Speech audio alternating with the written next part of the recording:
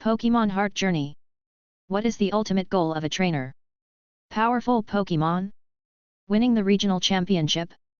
Or becoming the strongest champion in the world? Trainers don't have an ultimate goal, a young man answered. Together with Pokémon and friends, we experience all kinds of things, build deep bonds, continue to grow, and constantly challenge ourselves. Our journey has no end. This is a trainer. This is a Pokémon master. Chapter 1. Preparation. Pokémons are incredible creatures that live on this planet. They can be seen in forests, oceans, and everywhere in the world. Humans and Pokémon live and grow together, forming all kinds of bonds with each other. In Pallet Town, a boy about 10 years old was studying hard with a thick notebook. This knowledge is too difficult, the boy grabbed his head in annoyance. Okay, don't be so anxious. There are still 2 years left. We can take it slowly. A young and beautiful brown-haired woman patted the boy's shoulder and comforted him. The woman was the boy's mother, named Hanako. There are still 2 years left. In 2 years, I will be 12 years old and can travel with my own Pokémon. I will definitely become the world's #1 Pokémon master, the boy said excitedly. It's really exciting. Looking at the boy, a trace of nostalgia flashed through Hanako's eyes, but it quickly disappeared. She said to the boy seriously, Zai, listen carefully. This notebook is a summary of the experience your father and I have accumulated when we traveled together.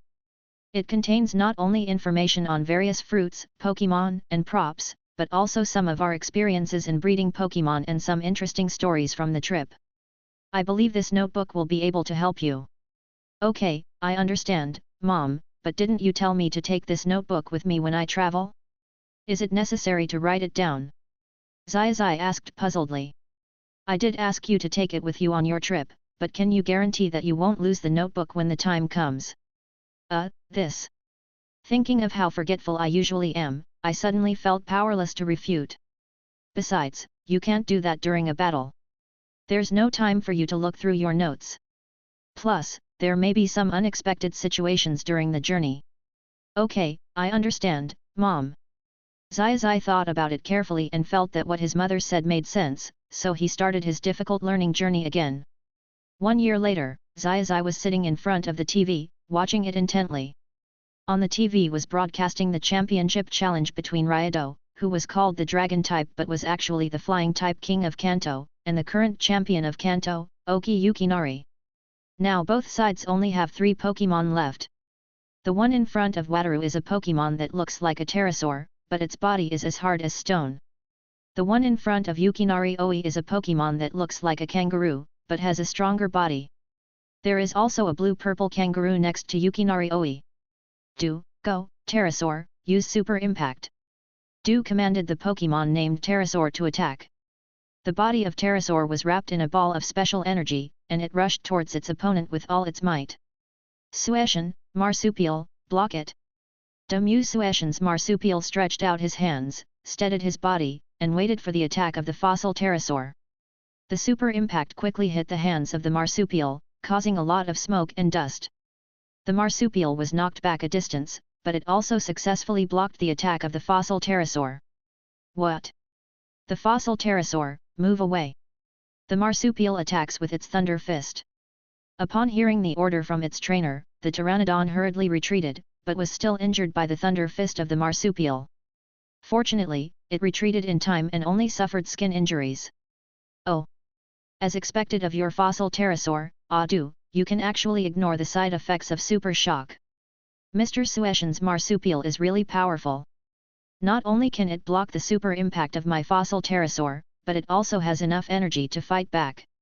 After a brief commercial exchange of compliments, the two began a fierce attack. Fossilized pterosaur attacks with sharp rocks. The Marsupial uses guard. Boom boom, many sharp stones appeared around the fossil pterosaur and attacked the Marsupial, while a green light shield appeared around the Marsupial to block the sharp stone attack of the fossil pterosaur. Next use the destruction ray. We counter with freeze rays. The two special skills collided with each other again. Mom, why does Mr. Wataru keep attacking while Mr. Yukinari just defends and doesn't fight back? Zai asked Hanako beside him. In fact, they are all waiting for the other party to show a flaw. Before Zai could ask, Hanako said, Wateri's Pteranodon is a high-attack Pokémon, while Oak's Bulbasaur is a power-type Pokémon with good defense and durability. Under normal circumstances, you should use high-speed Pokémon to conduct guerrilla warfare against Bulbasaur, but Oak's Bulbasaur is different. Not only is it durable, but it can also use it at least 5 times continuously to defend without blind spots. Although it has skills such as feints that can break the defense, feints are not only low in power but also require close combat. Once the Bulbasaur seizes the opportunity, it is very dangerous. In this case, high-speed guerrilla warfare will not only affect the charging of skills, making the skills insufficient in power, but also consume physical strength when moving, and it is easy to make mistakes and lose the battle. Then the only way left is to use fierce attacks to expose the opponent's flaws.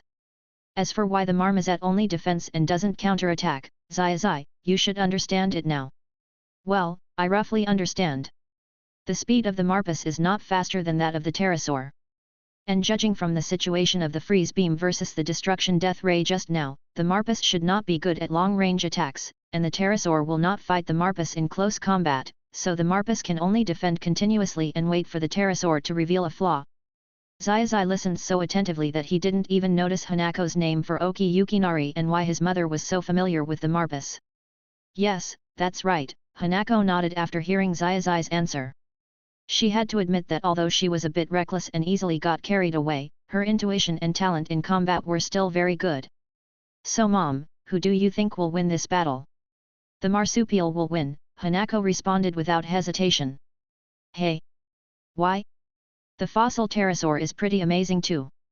The pterosaur has already used 4 powerful special moves. Just now, the pterosaur used Blizzard again, but it was resolved by the marsupial's flaming fist. The marsupial is obviously still at ease, and although the pterosaur can't be seen from the outside, it's just because of its pride as the ancient overlord of the sky that it doesn't allow it to bow its head. Moreover, this marsupial is one of the teacher's 3 trump cards. Its strength is even not inferior to Wateri's trump card Dragonite, Hanako thought to herself. The result was as Hanako expected. Wateri's pterosaur showed a flaw in the 6th attack and was frozen by the Marmoset's freeze ray. Then it was taken away by the Marmoset's thunder punch. Wateri then switched to Gyarados, and both sides adopted the same tactics, which ended in a draw. Finally, it was a duel between Dragonite. Do, Kuai Long, Dragon Dance. Sueshin, Dragonite, interrupt it with super speed. Do, use Blizzard. Sueshin, fight back with Thunder. Do, use Dragon Dive. Sueshin, we also use Dragon Dive. Boom. On TV, one Dragonite fell to the ground, while the other one knelt on one knee, gasping for breath. Wateri's Dragonite loses its ability to fight, and Yukinari Oi's Dragonite wins. Since all of Wateri's Pokémon lose their ability to fight, the winner of this battle is Yukinari Oi. Oh! As the final result was announced, the crowd suddenly became noisy, with cheers and applause ringing out. That's awesome, Mr. Oak. I've decided that I must challenge Mr. Oak and win in the future. Zai said excitedly. Then you have to study hard. From now on, I will start to supervise your studies and teach you some useful skills. You have to study hard. Chapter 2. Departure. In Pallet Town, at Zai's home, Zai, who just turned 12 this year, is packing his backpack. Today is the day Zai starts his journey, and you can see that Zai is in a very happy mood. Okay, that'll do. Zai looked at his backpack with satisfaction. Then he heard his mother's voice, Zai, come down and eat. Okay, I'll be right away. On the dining table, Zai was devouring the food in front of him like a whirlwind, and next to him there was a yellow mouse who was eating a plate of Pokémon food covered with ketchup with relish. This yellow mouse was the Pokémon Pikachu, and was also the Pokémon partner that would be traveling with Zai next. Pikachu, we are about to set off on our journey. I am really looking forward to what kind of Pokémon we will encounter next. Pikachu, Pikachu also waved his hands excitedly. First, we have to defeat the 8 major gyms and get the gym badges. We also have to find the right number of partners, and then participate in the league competition together, and finally win. Pikachu clenched his fist to indicate that he would definitely help Zai win. When Hanako heard Satoshi say that he had to find the right number of partners first, a hint of apology flashed in her eyes. She knew how much Satoshi loved Pokémon, and he would do his best to get any he liked. But now he had to control the number. After all, Satoshi's family could only be considered a well-off family, from the outside it did seem so. Originally, based on the identities and salary levels of Hanako and Satoshi's father, Satoshi could definitely be considered a rich kid, but Satoshi's father was not around, and Hanako needed to raise her own and Satoshi's father's Pokémon. If she only raised a few ordinary Pokémon, there would be no problem at all, but the problem was that neither her own nor Satoshi's father's Pokémon could be called ordinary in terms of strength, and there were quite a few of them. The amount of nutrition a Pokémon needs is directly proportional to its own strength. As the Pokémon's own strength increases, the quality of the food it needs becomes higher, and the corresponding price becomes more expensive. This has nothing to do with quantity but is a matter of quality. For example, an elite-level Pikachu needs to eat a plate of ordinary Pokémon food a day, while a Quasi-King level Pikachu needs to eat a plate of intermediate or even advanced Pokémon food a day. If it still eats ordinary food, then Pikachu can indeed be full, but it will indeed cause malnutrition, which will indirectly lead to a certain gap in the individual values of the same Pokémon at the same level, and will also have a certain impact on the future improvement of strength. Of course, Hanako is not without solutions, but she would rather let Zai solve these problems himself. Back to the topic, due to these reasons, the help that Hanako can give to Satoshi is very limited. I'm sorry, Zai. Mom can't help you much with these things. You will basically have to rely on yourself from now on. Hanako said to Zai with a little apology. Don't worry, Mom. I'm going to be the world's #1 Pokémon master. I will definitely find a way to solve this problem. Besides, Pikachu and the others will be traveling next. As a trainer of Pikachu and my future Pokémon, what kind of trainer would I be if I can't even solve the problem of their feeding? Zai also realized that he had said something he shouldn't have said, so he immediately changed the subject and patted his chest to make a promise. Of course, Hanako did not tell Zai about herself and his father, so Zai actually did not know the situation of his own family. In Zai's impression, his family was a well-off family. His mother was once a trainer of unknown strength. She had traveled to many places with her father, whom she had never met, and had rich travel experience. My Zai has really grown up, Hanako stroked Zai's head with some affection. Time flies by so fast. It feels like I was just a kid playing around not long ago, but in the blink of an eye I'm about to go out and start my own journey. Looking at the tenderness in his mother's eyes, Zai couldn't help but feel touched. Mom, don't worry, I will take good care of myself, and Pikachu is here. Pikachu. When Pikachu heard Zai mention him, he couldn't help but stand up and patted his chest, indicating that he would definitely take good care of Zai. Haha, when talking about Zaipai, I have to say that Zai is really amazing. Our relationship was terrible when we first got Zaipai. When Ash and Pikachu heard Hanako mention this, they couldn't help but scratch their heads in embarrassment. Pikachu was actually caught by Hanako in the forest outside Pallet Town a month ago. After all, there isn't any place like a research institute around Pallet Town that can distribute the 3 starter Pokémon, and most new trainers' initial Pokémon are common Pokémon like Rattata, Pidgeot, and Caterpillar. If you want to have the 3 starter Pokémon distributed by the official, you not only have to fight for the few spots, but you also have to have a certain background. This directly discourages most people. Pikachu didn't like Ash at the beginning and often shocked him, which forced Ash to wear insulating gloves when he first got along with Pikachu. However, with his love for Pokémon and his unremitting efforts, Ash successfully made Pikachu recognize him, and the two successfully became good friends. At the door of the house, Hanako was telling Zai various things: eat well every day, you can't eat too much vegetables. Remember to wash your clothes every day, don't wear dirty clothes. Okay, I get it, Mom. Facing his mother's admonition, Xiaoji could not help but respond with a wry smile. You are such a silly kid. Hanako then took out a red hat and put it on Zai's head. Zai stroked his hat and said, then I'll be leaving first. Well, be careful on the road. Okay, I get it, let's go Pikachu. Pick up. Pikachu ran outside following Zai. Oh, by the way, remember to call me every time you arrive in a city. Okay, Zai waved his hand. Hanako watched her son walk away quietly, and only returned to the house when he was out of sight. Zai ran to the road, his eyes looking into the distance, the warm sunshine shining on his sunny smile. He turned around and looked at Pallet Town, looking at the home he had lived in for 12 years, he couldn't help shouting, "Goodbye Pallet Town, I will definitely become the greatest Pokémon master in the world." Pika! Pikachu also ran towards Zai and shouted excitedly. After shouting, he and Pikachu continued running. The 12-year-old and his Pokémon seemed to have endless energy. They were excited at the thought of countless adventures waiting for them ahead. Chapter 3, Flash Charmander. One day ago.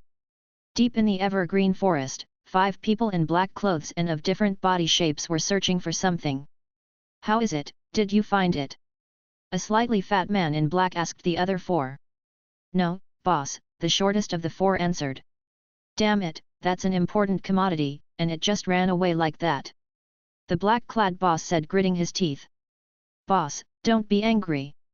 The kid is injured and can't run far." "That's right, boss. If we expand the search area, we will definitely be able to catch it." "Well, release all the Pokémon and expand the search area. The police have noticed us. We don't have much time. We must find it in the shortest time possible, otherwise we will be in trouble." "Yes." X4. At this time, on the outskirts of the evergreen forest, a golden Pokémon that looked like a lizard with a bunch of sprouts on its tail was running hard. If someone saw it, they would find that it was actually a shining Charmander. "Pikachu, hurry up and follow me." Pikachu. On the grass, a young man wearing a red hat and a red coat was running happily, and a yellow mouse was following behind him. These are Satoshi and Pikachu, who have left Pallet Town and embarked on a journey. "Wow! Pikachu, look! That's Rattata, and that's just Pidgeot. Wow! There's even a tadpole." For Zai, who has just started his journey, everything outside seems very new. "Which Pokémon should we capture as our first partner?" "Pidgeot looks good, Rattata is also good, wow! There's even a Bellsprout." Zai looked at the Pokémon around him with excitement. To be honest, if it weren't for his own financial problems, Zai would definitely catch one of each. "Oh, that looks like walking grass." At this time, a Pokémon with green leaves on its head and a round blue body appeared in front of Zai. "Okay, it's you. Go Pikachu. Use Flash. Pick up. Bang. Hearing Zai's command, Pikachu immediately turned into a white light and rushed towards Gnawing. Faced with the sudden attack, Gnawing was caught off guard and knocked to the ground by Pikachu, but it immediately stood up and used Leaf Blade on Pikachu. One after another, the leaves, like spinning blades, attacked Pikachu, but Pikachu was not at all panicked and simply dodged them with his own agility. Pikachu uses 100,000 volts. Pikachu! The powerful electricity emanating from Pikachu's body hit the walking grass, causing it to suffer huge damage. If it weren't for the fact that the grass type has a certain resistance to the electric type, this attack would be enough to make the walking grass lose its combat ability. But even if it could still stand, the walking grass's physical strength was already a candle in the wind. Pikachu gives it the final blow, use Thunderbolt. Pick up. Pikachu rushed towards the walking grass again at a very fast speed. Pick up. Just when Pikachu was about to crash into Grasshopper, its sensitive ears heard a faint cry for help, which made Pikachu stop attacking. When Grasshopper saw that Pikachu stopped attacking, it ran away without saying a word. As for why he didn't counter-attack while Pikachu was stunned, don't be silly. Not to mention that he was already seriously injured, with his own strength, even if he could hit Pikachu, he wouldn't be able to cause much damage to it. Hey! He ran away. What happened to you? Pikachu. Although he felt sorry for Pikachu's escape, he was more curious about why Pikachu suddenly stopped attacking. Pika! Pikachu turned around and called out to Zai, then pointed in a direction and ran in that direction. Is there something over there? Hey! Wait for me, Pikachu! Zai immediately ran towards Pikachu. Not long after, when he saw Pikachu again, there was a golden, lizard-like Pokémon next to it with a small flame on its tail. It's Charmander! And it's shiny! When Zai saw the golden Charmander for the first time, he couldn't help but be surprised, but he immediately adjusted his mindset.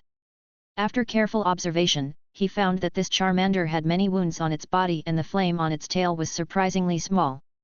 You're seriously injured. Wait a minute. I'll treat you right away.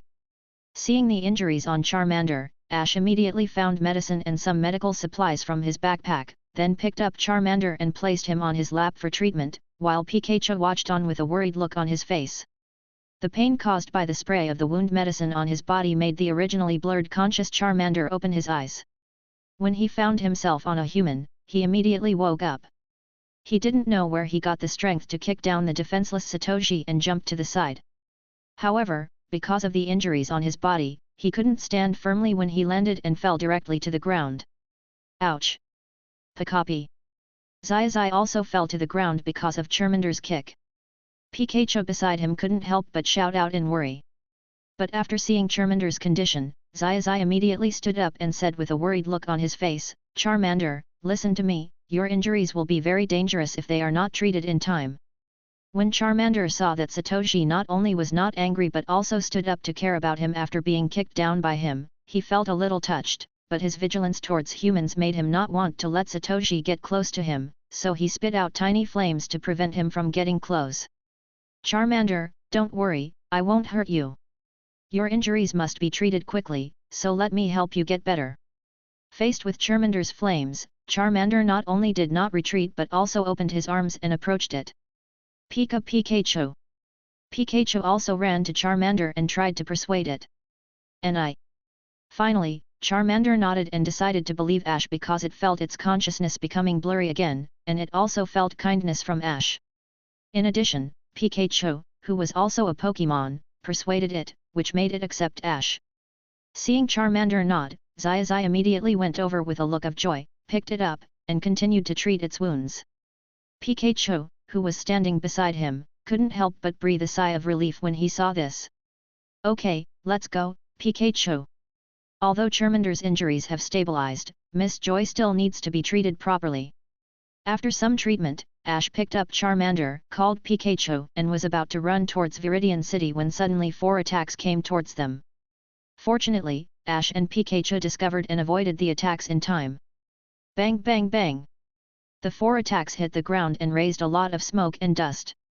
When the smoke and dust dispersed, Zai found 5 people of different shapes and sizes wearing black uniforms appeared on the opposite side, and there were 4 Pokémon beside them, namely, Zubat, Beedrill, Toucan, and Arbok. It was obvious that the attack just now was launched by them. Chapter 4, Battle against Pokémon Hunters. Who are you? Pika. Zai held Charmander and looked at the 5 people who appeared in front of him with a serious face. Pikachu also felt as if he was facing a formidable enemy, with electric sparks emitting from the electric sacs on his cheeks. "Haha, kid, just hand over the little fire dragon in your hand to me and get out of the way, otherwise." The hunter leader threatened Zai and clenched his fists. His meaning was very clear: if he didn't listen, he would definitely break his bones or even be beaten to death. But who is our Zai? Faced with the threat from the other party, he took decisive action. Pikachu uses 100,000 volts. Pikachu used 100,000 volts, and a thick bolt of lightning struck the hunters. "Tisk, if you don't want to drink my toast, then you should drink my punishment. Go and use the rumbling rock to block the lightning." The hunter leader threw out the Pokeball that he had prepared long ago, and a spherical rock-type Pokémon with limbs and a head came out of it. Pikachu's 100,000 volts hit it, but it had no effect at all. Radon, which has the ground type, is not afraid of electric-type attacks. Damn it, it's actually Radon. Golbat uses Air Cut. Giant Beedrill Missile Needle. Arbok uses Poison Needle. We also use Air Mowing on Toucans. The other 4 were not idle either. They immediately commanded their Pokémon to attack Pikachu. Pikachu, use Lightning Flash to dodge. Pick up. There was a flash of white light, and Pikachu suddenly accelerated, not only dodging the attack, but also crashing into the Arbok in front of it, knocking it back. Right now, Pikachu, use 100,000 volts on Arbok, it's better to break 1 finger than to hurt 10. When we are outnumbered, it's better to defeat 1 quickly than to face 5 at the same time. Oh, not that easy, Arbok uses Dig. Upon hearing the command from its trainer, Arbok immediately burrowed underground and avoided Pikachu's 100,000 volts. Radon uses rolling attack. When the hunter leader saw that Pikachu's attack missed, he immediately ordered Radon to attack. Longian. Radon turned into a giant ball of rock and rolled towards Pikachu. Beedrill uses its missile needle to block Pikachu's retreat. The hunter using Beedrill immediately ordered it to respawn from the side. Pikachu attacks with 100,000 volts. Pikachu. A strong electric light flashed from Pikachu's body, and then a bolt of lightning collided with the silver flying needle in the air and exploded, producing a large amount of smoke. Then 100,000 volts broke through the smoke and hit Beedrill directly. Buzz! The Beedrill screamed, then fell directly to the ground, losing its ability to fight. What? My giant bee! Everyone be careful, this kid is quite capable, the leader reminded everyone. Ja! Baka! Pick up! Arbok suddenly rushed out from the ground and knocked Pikachu several meters away. Are you okay, Pikachu? Pika, Pika! Pikachu turned over, shook his head, and looked forward with a serious look. The ground-based attacks were still quite damaging to Pikachu. Now is not the time to be concerned about others, kid. What? At some point, a big-mouthed bat flew behind him. We're not in a Pokémon battle right now, little brat, Gulp attacks with his wings. Golbat's wings glowed white and hit Xiaozai fiercely. Xiaozai subconsciously raised his hands to block, but was still knocked several meters away and fell heavily to the ground. Pikapi. Pikachu looked at Xiaozai worriedly and was about to run over to help. Good chance, Radon uses rolling attack. The hunter leader seized the opportunity and immediately launched an attack. The other three also commanded their Pokémon to attack. Golbat uses ultrasound. Toucan uses air slash. Arbok uses acid bomb. Radon shrank into a ball, then rolled quickly and rushed towards Pikachu. Pikachu reacted quickly, using the elasticity of its tail to jump into the air, and then used a powerful 100,000 volt attack, which collided with the other three attacks and exploded in the air. Haha, this Pikachu is amazing. It can definitely be sold for a good price, said the hunter leader with a greedy look in his eyes. Rumble Rock uses rock blasting instead. The rumbling rock stopped rolling, a brown light appeared above its head, and then rocks flew out from it. Pick up! Pikachu, who was still in the air, had no time to adjust and was hit directly by the rock blast, falling heavily to the ground. Pikachu, are you okay? Xiaozai asked worriedly as he stood up with Charmander in his arms. Pikachu, Pikachu, Pikachu stood up and shook his head, then called out to Xiaozai, indicating that he was fine. But looking at Pikachu's panting appearance, Xiaozai understood that Pikachu had very little strength left. At this moment, the Charmander in Xiaozai's arms suddenly began to struggle, his eyes looking at Pikachu in the distance. Charmander, your injury is not healed yet, so you can't join the battle yet. Leave this to me and Pikachu. Pick up. Charmander saw Xiaozai's determined eyes, and Pikachu nodded. Seeing this, Charmander stopped struggling and looked at the battlefield intently. Haha, what a brat you are, Radon uses a rolling attack. Radon shrank into a ball again and rushed towards Pikachu, while the other three also commanded their Pokémon to attack. Pikachu dodges with a flash of lightning. Pick up. Pikachu turned into a stream of light and avoided all attacks. Use Shadow Clone and then use high-speed movement. Several Pikachus suddenly appeared on the field, moving quickly on the ground. Tisk, just trying to be clever, the hunter smacked his lips in annoyance. Radon uses Earthquake attack. Radon raised his left foot and stomped it hard on the ground. The earth began to tremble, and a strong shock wave rushed towards the Pikachus. The Pikachus disappeared one after another, and only one of them jumped up to avoid the earthquake attack. It was obvious that this one was the real one. Pikachu uses Thunder. Just when the other three were about to command their Pokémon to attack, Xiaozai's order arrived first. Pikachu. Dark clouds appeared in the sky, and then a powerful bolt of lightning struck the other three Pokémon. The three Pokémon were caught off guard and were hit directly. After the lightning, they fell to the ground one after another, and all lost their ability to fight. What, X3? Pikachu. Watch out! Pikachu fell to the ground, and before he could catch his breath he heard Xiaozai's cry, and then three rocks hit him directly, which was the rock explosion of Radon. Pick up. After the attack, Pikachu also fell to the ground, completely losing his ability to fight.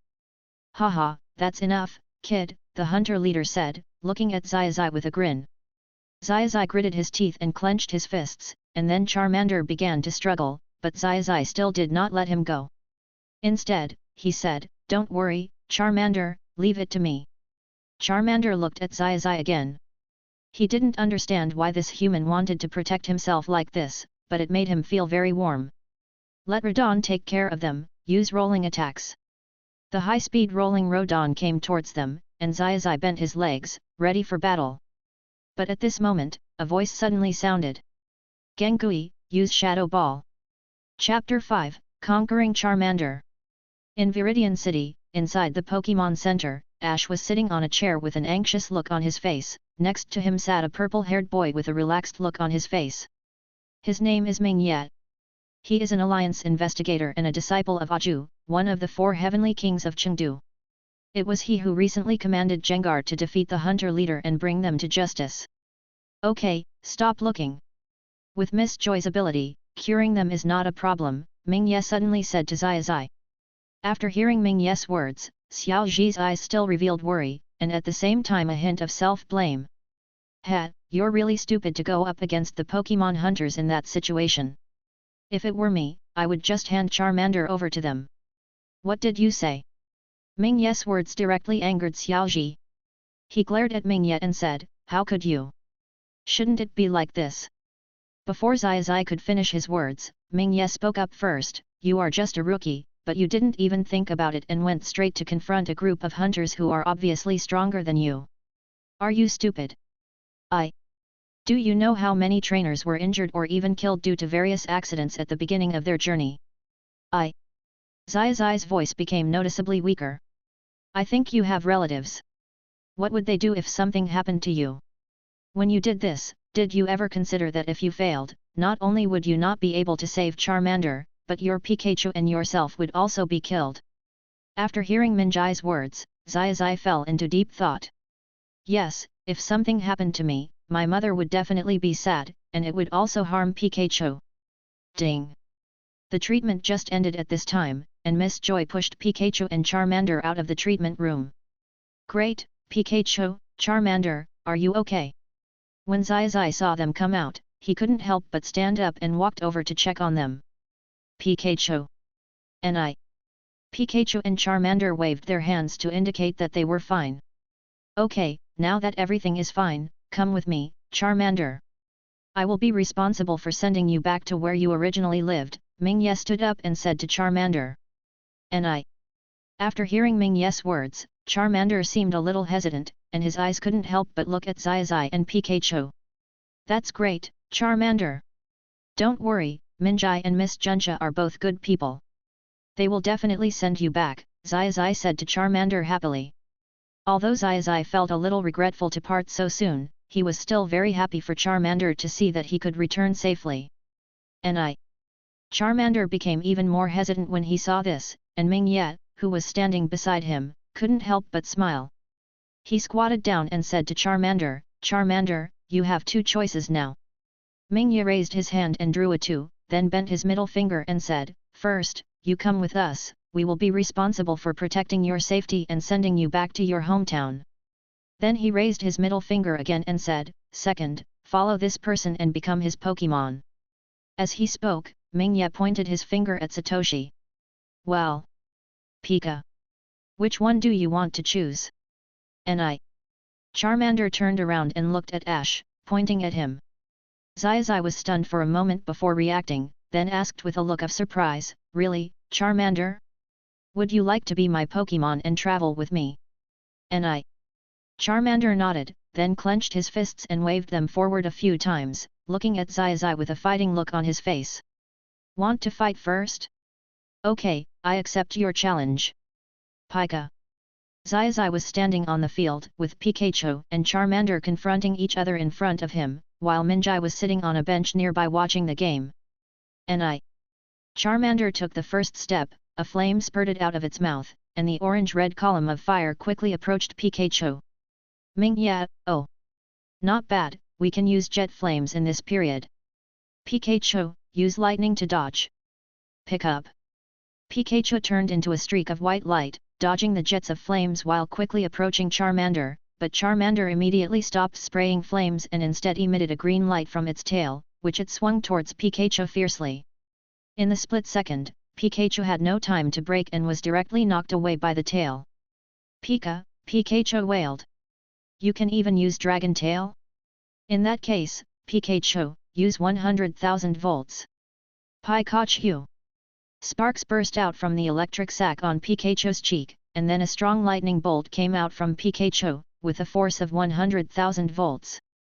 Charmander couldn't dodge and was hit directly, but he spit out Dragon's Fury with his backhand, and a blue ball of light exploded directly on Pikachu, who was still outputting. Both of them suffered serious injuries, but in comparison, Charmander was more seriously injured, which shows how powerful Pikachu's electricity is. The final blow decides the outcome. Pikachu uses 100,000 volts. Pikachu! 100,000 volts was emitted again, and Charmander was not to be outdone. It spit out a powerful jet of flame from its mouth again. The flame and lightning collided in the air. After a stalemate, the lightning overwhelmed the flame and hit Charmander. When the lightning dissipated, Charmander's eyes became whirlpool-shaped, and it fell to the ground, obviously having lost its ability to fight. Go Pokeball! Zai threw the Pokeball and hit Charmander, and a red light sucked Charmander into the Pokeball. Ding! The Pokeball stopped after shaking slightly, and it was obvious that Charmander recognized Satoshi. I got Charmander, Zai said excitedly as he picked up Charmander's Pokeball. Pikachu also raised his right hand and jumped up to echo. Not bad, but I still don't think you have the ability to protect Charmander, Mingya walked over and said. What did you say? So I will test you next. Before Zai could finish, Mingya continued, come here again tomorrow morning to fight me. I will judge whether you are capable of protecting Charmander. This is also my job. You are not allowed to refuse. Chapter 6, Showdown tomorrow night. At this time, on the battlefield, Zai and Minjai were standing on both sides. Mingya took out his Pokeball and threw it forward. A white light flashed, and a purple Pokémon with needle horns appeared on the field. It was Nidoking, a Pokémon with both ground and poison attributes. I'm not bullying you. I got this Nidoking not long ago. You can use all your Pokémon. Of course, if you underestimate it, you will lose miserably. Okay, I got it. Go ahead, Pikachu, and you too, Charmander. Zai threw Charmander's Pokeball, and Pikachu also jumped onto the battlefield. As for Mingya's subsequent words, Zai felt speechless. In the eyes of the other party, how stupid was he to underestimate Nidoking? He could feel the pressure from the other party just by standing on the field. This Nidoking might indeed have been caught by Minjai not long ago, as Minjai said, but among the wild Nidoking, Minjai's is definitely one of the top ones. There is no doubt that it is a strong enemy for Zai. Pikachu uses Shadow Clone and then uses Lightning Flash, and Charmander uses Flame Jet to cover Pikachu. Pick up. Ni. Upon hearing Zai's order, several clones immediately appeared around Pikachu, and then all the clones lit up white light and rushed towards Nidoking at a high speed, and Charmander's jet of flames followed quickly. Nidoking uses Rock Seal. Faced with such a fierce attack, Mingya was not at all panicked and calmly commanded Nidoking. Nidoking put his hands together and many rocks appeared around him. He pointed forward and the rocks attacked the Pikachus. At the same time, several rocks directly blocked the attack path of Charmander's jet of flames, blocking the attack. Pikachu's clones also dissipated one by one, but the original body successfully approached Nidoking. Nidoking uses Poison Attack. Pikachu uses Tapping.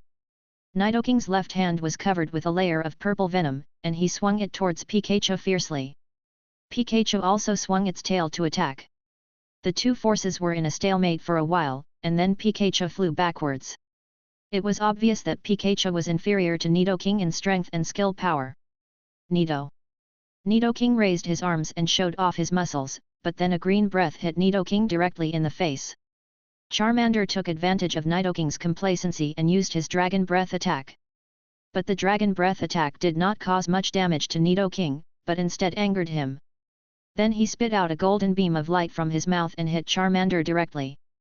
That was his ultimate move, the destructive death ray. Charmander, get out of the way. And Charmander quickly rolled to the right and avoided the attack of the destroying death ray. At the same time, Xiaozai also confirmed that this Nidoking was indeed the Pokémon that Minjai had captured not long ago, just as Minjai himself said. Charmander uses Dragon's Fury to attack continuously, and Pikachu uses High Speed move to increase his speed. And pick up. Charmander continuously spit out blue-purple fireballs from its mouth to attack Nidoking, while Pikachu moved quickly on the ground. Due to the influence of the destructive death ray, Nidoking could only stand there and passively take the beating. The blue-purple fireballs continued to cause damage to him, but soon his eyes became cold. Ming Ye, who had been silent in the back, noticed this first. Nidoking uses the power of the earth. Nidoking jumped high, then stomped his feet on the ground. The earth cracked instantly, and brown waves spread out in all directions. This sudden attack caught Charmander and Pikachu off guard. Pick up. And the two Pokémon screamed, and it was obvious that this attack caused huge damage to them. Don't give up. Pikachu jumps up and uses lightning, and Charmander uses its tail to jump up. Pikachu kicked his feet and turned into a stream of silver light, rushing straight towards Nidoking. Faced with Pikachu's increased speed and the flash of lightning, Nidoking had no time to react. A huge force came from his face, and then his body fell down solidly. Just as Nidoking was about to get up, he noticed an orange-red figure appear in the sky. It was Charmander, who had just leaped up using his tail. Use the dragon breath to attack Charmander. And Charmander spit out green dragon breath from its mouth and hit Nidoking directly. Boom! Thick smoke and dust filled the field. Well done! Charmander, Pikachu, said Xiaozai with a happy face. Clap clap! At this time, there was a sound of applause. Xiaozai looked over and found that it was Minjai who was applauding. Well done, Xiaozai! I admit that you have great potential. You have passed my test, Ming Ye said with a smile. But, he suddenly changed the subject, this battle should also end. What? Nidoking uses rock slide. Nido. A giant purple hand waved away the smoke and dust, revealing the figure of Nidoking. He had wounds of varying sizes on his body, but it was obvious that he had not lost his ability to fight. Then he put his hands together, and huge rocks fell from the sky. Pikachu, Charmander, get out of the way. Pikachu dodged the attacks of the boulders one by one with his agility, but Charmander was not so lucky. When he dodged the attacks of two boulders, he was hit by the sudden third rock. As he had long been exhausted, he lost his ability to fight. Come back, Charmander. Xiaozai took out the Pokeball, took Charmander back, and said softly, you did a good job, Charmander. Pikachu uses lightning flash. Pick up. Used to defend. Pikachu rushed towards Nidoking again, but this time he was blocked by a green barrier. And because he rushed too hard, Pikachu was affected by a little reaction force and his feet were a little unstable. Ming Ye seized the opportunity in time. Nidoking uses the destruction ray. Yellow energy condensed in Nidoking's mouth, and then a terrifying beam of light spurted out. Get out of the way, Pikachu! Xiaozai couldn't help but screamed, and Pikachu hurriedly made adjustments, but it was still a step too late. The destructive death light exploded directly in front of him, and he was directly knocked out by the horrible energy, fell heavily to the ground, and his eyes were burning with mosquito coils. Pikachu, are you okay? Xiaozai ran over and picked up Pikachu. Pikachu, Pikachu, Pikachu half opened his eyes, stretched out his little hand, and called weakly to show that he was fine. You have great potential, Xiaozai. Ming Ye walked over, stretched out his hand, and said with a smile, I have learned a lot from this battle. No, I'm far from being good enough. Xiaozai also stretched out his hand and shook hands with him. Ming Ye, you are really amazing, I am no match for you at all. I hope we can fight again at the Quartz Conference. Hey! Are you also going to attend the Quartz Conference tomorrow night? Seeing Ming Ye say this, Xiao Ji immediately realized this, and his eyes began to become hot. Yeah, I've got 4 badges and this is my 3rd time participating.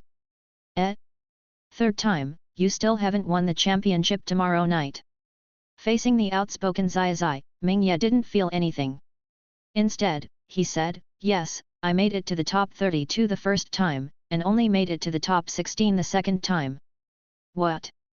Pick up." Hearing Mingye say this, Zai and Pikachu couldn't help but exclaimed. After all, to them, Mingye's strength could be said to be unfathomable. In addition, he was also the disciple of Aju, one of the 4 heavenly kings of Chengdu. However, even such a powerful Mingye had not even made it to the quarterfinals. "That's nothing to be surprised about, Zai," Mingye said, "the quartz tournament is the most grand competition in Kanto. As long as you achieve certain results, you can get quite generous rewards.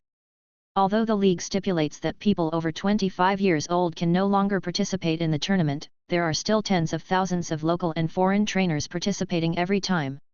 In addition to the experience along the way, the selection of gyms and the early stage of the tournament, those who can finally stand on the field are definitely the elite among the elites.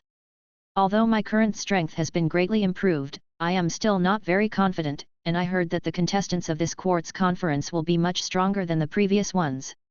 Having said that, Mingye's expression began to become solemn.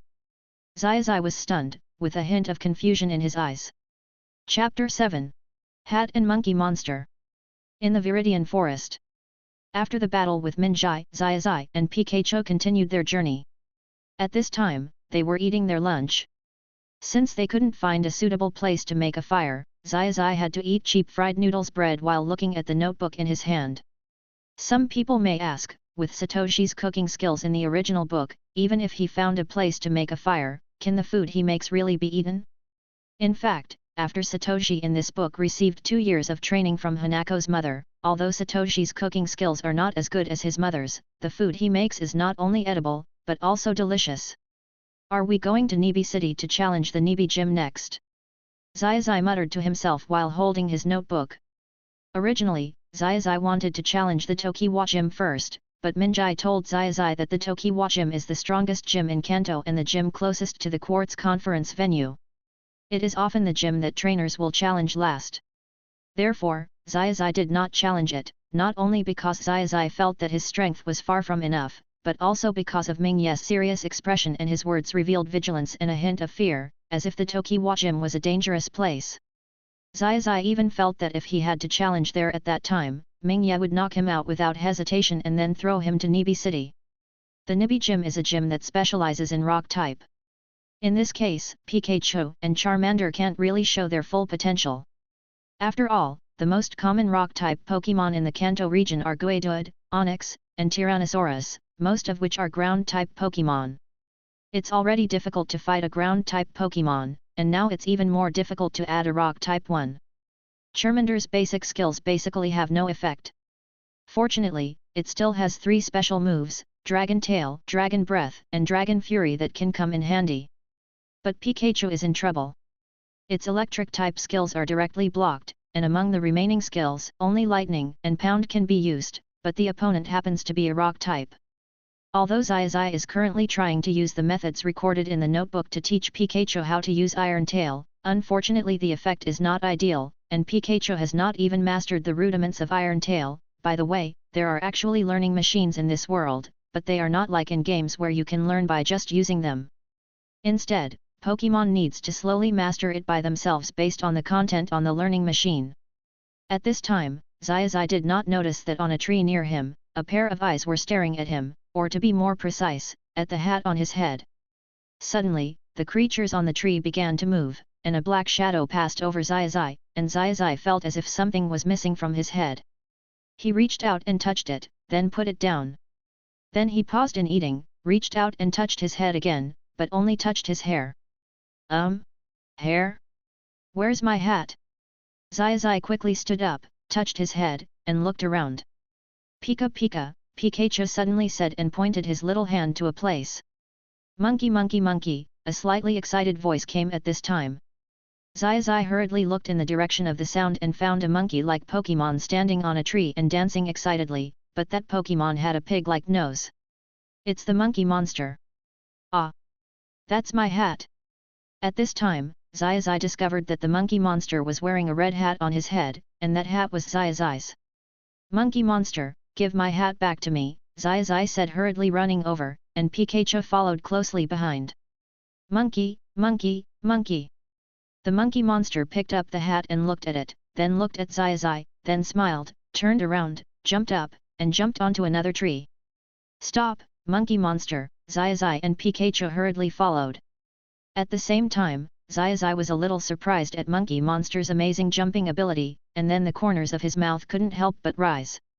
When the Monkey Monster saw Xiao's Hizzy and the others following him, he hurriedly continued to jump, but his expression was very happy. Pikachu chased after it with a flash of lightning. Pick up! Pikachu suddenly began to speed up, and at the same time began to jump using the surrounding trees, approaching the Monkey Monster at an extremely fast speed. Seeing Pikachu catching up, Monkey Monster stretched out his arm, and then his palm emitted a white light. He turned around suddenly and swung it at Pikachu, which was rushing towards him. Seeing this, Pikachu also increased its strength and used Lightning Flash. Monkey Monster's hand knife collided with Pikachu's head, but in the end, Pikachu, which had been accelerating since the beginning, was more powerful, and Monkey Monster was knocked down from the tree directly. The Monkey Monster fell to the ground, and when he stood up, there were still a few little Psyducks circling above his head, but he quickly shook his head and came to his senses. At the same time, several blue veins appeared on his face, and it was obvious that he was angry. At this time Zai also rushed over. Come and fight, Monkey Monster! I want to conquer you!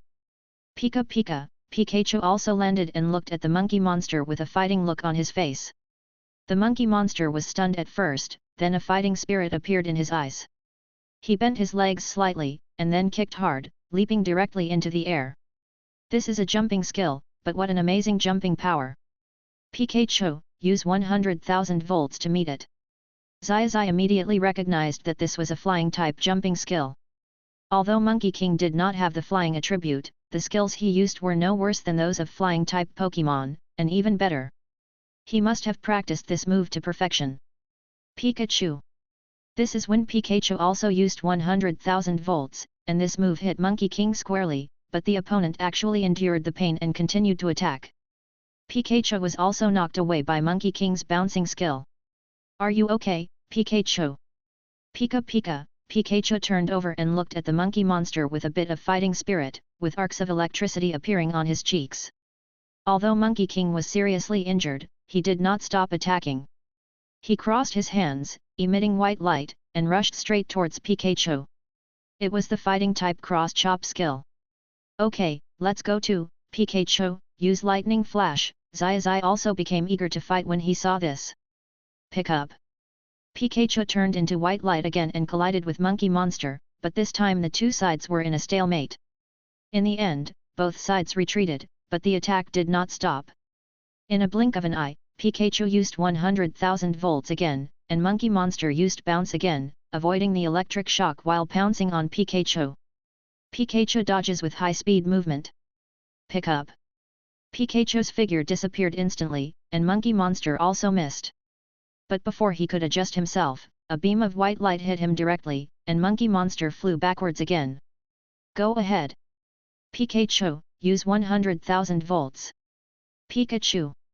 A powerful electric shock instantly landed on the Monkey Monster. When the electric shock dissipated, the Monkey Monster's eyes turned white, black smoke came out of his body, and then he fell straight down. Go! Poke ball! Zai threw a red and white ball, which hit Monkey King and took it in. The poke ball shook on the ground for a while and then stopped. Zai went forward, picked up the hat and put it on, then raised the poke ball and said excitedly, I captured the Monkey King. Pikachu! Pikachu also jumped up and started posing. Chapter 8. Arrival at Nibi City. Wow! Great! We finally arrived in Nibi City. Pika! And I! Monkey! After wandering around in Viridian Forest for 3 or 4 days, Satoshi and his friends finally arrived in Nibi City. Although Hanako had given Satoshi strict training based on his poor sense of direction, the roads in Viridian Forest were still too complicated, and it was no surprise that Satoshi got lost in it despite his level of navigation. If it weren't for the route-finding methods in his notes, Satoshi's own strong wilderness survival skills, and the local Pokémon Monkey King, they would have been dead. Let's go, Pikachu, Charmander, and Monkey King! The three little ones responded together, and then followed Zai to run towards Nibi City. In the Pokémon Center, Ash was talking on the phone with Hanako and Pikachu, and the others were handed over to Miss Joy for treatment. Although Ash wanted to run to challenge the gym immediately, he still did not forget to treat Pikachu and the others and report home that he was safe. "Kid, why did you just remember to call me now? Didn't I tell you to call me every time you arrive in a city?" Faced with his mother's lecture, Zai could only listen obediently. After all, he was the one who made the mistake first. Zai had thought about calling home when he was at the Pokémon Center in Viridian City, but after capturing Charmander and the subsequent battle with Minjai, Zai simply put the matter behind him. After seeing her son admit his mistake again, Hanako's tone gradually softened. "But you're really quick. Your father spent nearly a month just wandering around the Viridian forest." "Haha, that's all thanks to your training, Mom." "Of course, I said that, but what I actually thought in my heart was, Dad is really lame. He got lost in the Tokiwa forest for a month. I am really better." At this moment, in an unknown place, a man sneezed violently. "That's weird. I don't have a cold, so why am I sneezing? Could it be that my wife and kids miss me? Oh. I don't know when I can solve the problem here. I really want to go back quickly. By the way, Zai, you have already arrived in Nibi City, right? Will you challenge the Nibi gym next?" "Of course. After Pikachu and the others have rested, I will challenge the Nibi gym, win, and get the gym badge," Zai said excitedly. Hanako looked at her son and couldn't help but encourage him. "Is that so? Then you better work hard, and also..." "Huh? What's wrong, Mom?" Zai couldn't help but ask when he noticed that his mother was hesitant to speak. "Well, how should I put it, Zai, you must pay attention. The 8 gym leaders are known as the top trainers under the champions. Their strength is quite impressive. Are the top trainers below the supreme champions so powerful? If so, why are there so many of them at every league conference? Are all the participants in the league conference as strong as gym leaders or even supreme champions?" After hearing what Hanako said, Zai couldn't help but ask. After all, Zai had watched many battle videos of the league conference on TV, but those players gave him the feeling that they were obviously not as strong as the champions, or there was no comparison at all. Of course that's impossible. In fact, the gym leader will adjust his lineup according to the strength of the challenger, and will also deliberately let him go when giving orders. Alas! That means they won't try their best. That's right, but you don't have to be discouraged, because even if they don't try their best, there are actually only a handful of people who can get the gym badges. And you don't think that those who can participate in the league conference are those who have obtained the 8 gym badges, right? Isn't it? Zai asked curiously. Of course not. In fact, in addition to the 8 major gyms, there are many small gyms in various regions. Their strength is not as good as the 8 major gym masters, and the subsidies they receive from the Alliance are relatively small, but their gym badges are officially recognized by the Alliance. In addition, senior students of officially certified Pokémon schools and those who have passed the Pokémon certification exam can also directly participate in the Alliance conference. What? That's so unfair. No, that's not the case. In fact, anyone who participates in the league conference without obtaining the 8 gym badges will be tested by professionals. Only those who pass can participate in the league conference. And some people don't go to get the 8 gym badges because of their own lack of strength, but to save more time to train Pokémon. So that's how it is. After hearing this, Zai felt instantly balanced. As expected, there are gains and losses, and the Alliance is still very fair in these matters. "Mr. Zai, all your Pokémon have been treated," a medical staff member came over to inform Zai. "Are Pikachu and the others ready? I'll be there soon." "Mom, I'm hanging up now." "Okay, keep doing your best." Is this the Nibi gym?" At this time, Zai was standing at the entrance of the Nibi gym. Looking at this huge building made of rocks, Zai seemed a little nervous. Okay, let's go Pikachu. Pick up." Zai pushed the door open with all his strength and walked in, followed closely by Pikachu. The gym was completely dark and the road was invisible. "Hello, is anyone here? I'm here to challenge the gym." "Pie card." Zai and Pikachu shouted loudly. At this moment, the surrounding spotlights suddenly lit up, and the sudden strong light made Xiaozai and Pikachu close their eyes. When they opened their eyes again, Xiaozai found that he was standing on a wide rocky field, and standing opposite the field was a man with slightly dark skin and a pair of squinty eyes. "I'm Gon, the gym leader of the Nibi Gym. Are you a challenger?" "Yes, I'm Ash from Pallet Town, and this is my partner Pikachu, and we're here to challenge a gym. Pick up." "Okay, in that case, Jiro," Xiao Gang shouted to the upper right. Xiaozai looked over and found that a group of children appeared there at some point. From their appearance, it was not difficult to tell that they were all Xiaogong's brothers and sisters. This made Xiaozai sigh at how powerful Xiaogong's parents were. The oldest of them walked to a platform on the right side of the field. The Nibi Gym challenge will now begin. The number of Pokémon that can be used is 2. In addition, only the challenger can change Pokémon. The match ends when all the Pokémon of one party lose their combat ability. The match begins now. "Go, Little Fist Stone. Is it really Guaidud? Then I'll take the field, Monkey King." Brock took out his Guaidud, while Ash sent out the Monkey King he captured in Viridian Forest. Challenger attacks first. Monkey Monster uses a downward kick attack. Monkey King gathered fighting energy on his feet and ran towards Guaidud. Gyuga uses roll to dodge, then roll to attack. Guaidud's body began to roll, dodging the Monkey Monster's attacks while also going around behind it to attack. Monkey Monster, turn around and use bare-handed attack. Hearing Xiaozai's advice, Monkey King turned around and attacked without hesitation. The two sides collided and both took a few steps back.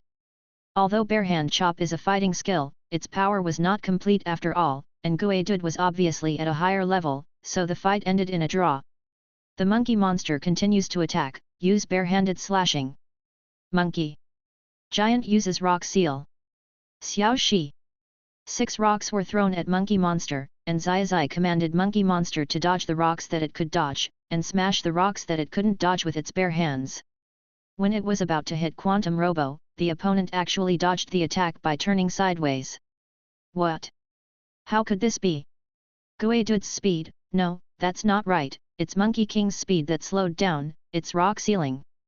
After a brief surprise, Xiaozai immediately discovered the problem and immediately remembered the introduction to rock sealing in his notes. Yes, rock lock has the ability to slow down the opponent in addition to attacking. Guaidud, continue using rock lock. Although Xiaozai had seen the rock seal move before, he was either dodged on those occasions or the speed reduction effect was not triggered, which made him instinctively forget the effect of rock seal. Monkey Monster, jump up and dodge. Although its speed was reduced, Monkey King's jumping ability was not reduced. Monkey King's amazing jumping ability caught the opponent off guard. It not only jumped over the attack enclosed by the rock, but also jumped directly to the side of Guaidud. Monkey used a shoulder throw. Monkey King grabbed Guaidud's hand and threw him to the ground with a shoulder throw. The Monkey Monster defeated it using bare-handed attack. Quick, use rolling to counter-attack. Boom! The collision of the bare-handed chop and the rolling created a large amount of dust. When the dust settled, the Monkey Monster was seen gasping for breath on the ground, while the fist rock fell to the ground with its eyes turned into whirlpool shapes. Chapter 9, Battle against Onyx. Just when the fight was in full swing in the gym, 2 figures sneaked towards the place where the Pokeballs were stored in the gym. Everything went well, a female voice said. I didn't expect it would be so easy to get into the gym, this time it was a man's voice. Girl, after we take all the Pokémon in the gym and give them to the boss. Man, you will definitely be promoted to an official and become a branch director, the man said, and took out a bunch of tools to start picking the lock. Male, but are we really going to steal the gym leader's Pokémon? Woman, what are you afraid of? We still have the secret weapon that Dr. Dongbo gave us. At this time, Dr. Nanbo, who was at a base somewhere within Team Rocket, couldn't help but sneeze. Man, that's true. The man hesitated for a moment, but still nodded.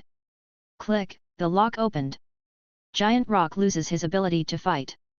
Come back, Guaidud. You've done a great job. Take a good rest now. Well done, Monkey Monster. You should come back and have a rest first. Xiaozai and Xiao Gang took back their Pokémon at the same time. No way. My brother's Guaidud actually lost. Come on, brother. Seeing Guedud's defeat, Brock's brothers and sisters became noticeably agitated. Zai, I have to say that it is really amazing that you can achieve this. Whether it is your command ability or the tacit understanding between you and Pokémon, you are definitely one of the best among many new trainers. Thanks for the compliment. This is all thanks to the efforts of Monkey Monster. Although Zai felt a little proud when he heard Xiaogong's praise, he was still very clear that if it weren't for the Monkey King's jumping ability that caught the opponent off guard, it would be difficult for him to win the battle. Your next opponent is this guy, go ahead. Xiaogang threw the second Pokeball, a white light flashed, and a huge snake made entirely of rocks appeared on the field. Is Onyx next? Come on, Onyx! XN. When Xiaogong's brothers and sisters saw Onyx, they couldn't help but cheer for him. Go ahead, Charmander! Ni. Zai sent out Charmander to fight. Charmander? And it's shiny. When Brock saw that Ash sent out Charmander, he couldn't help but frowned. It's not that Brock looked down on Charmander. On the contrary, shiny Charmander is very rare, and shiny Pokémon are often better than non-shiny Pokémon. But the problem is that his Onix is a rock and ground type, while Charmander is a pure fire type, and their fire type skills can basically not cause much damage. Don't underestimate my Charmander. We have received special training. Oh, I see. I'll have to look forward to it then.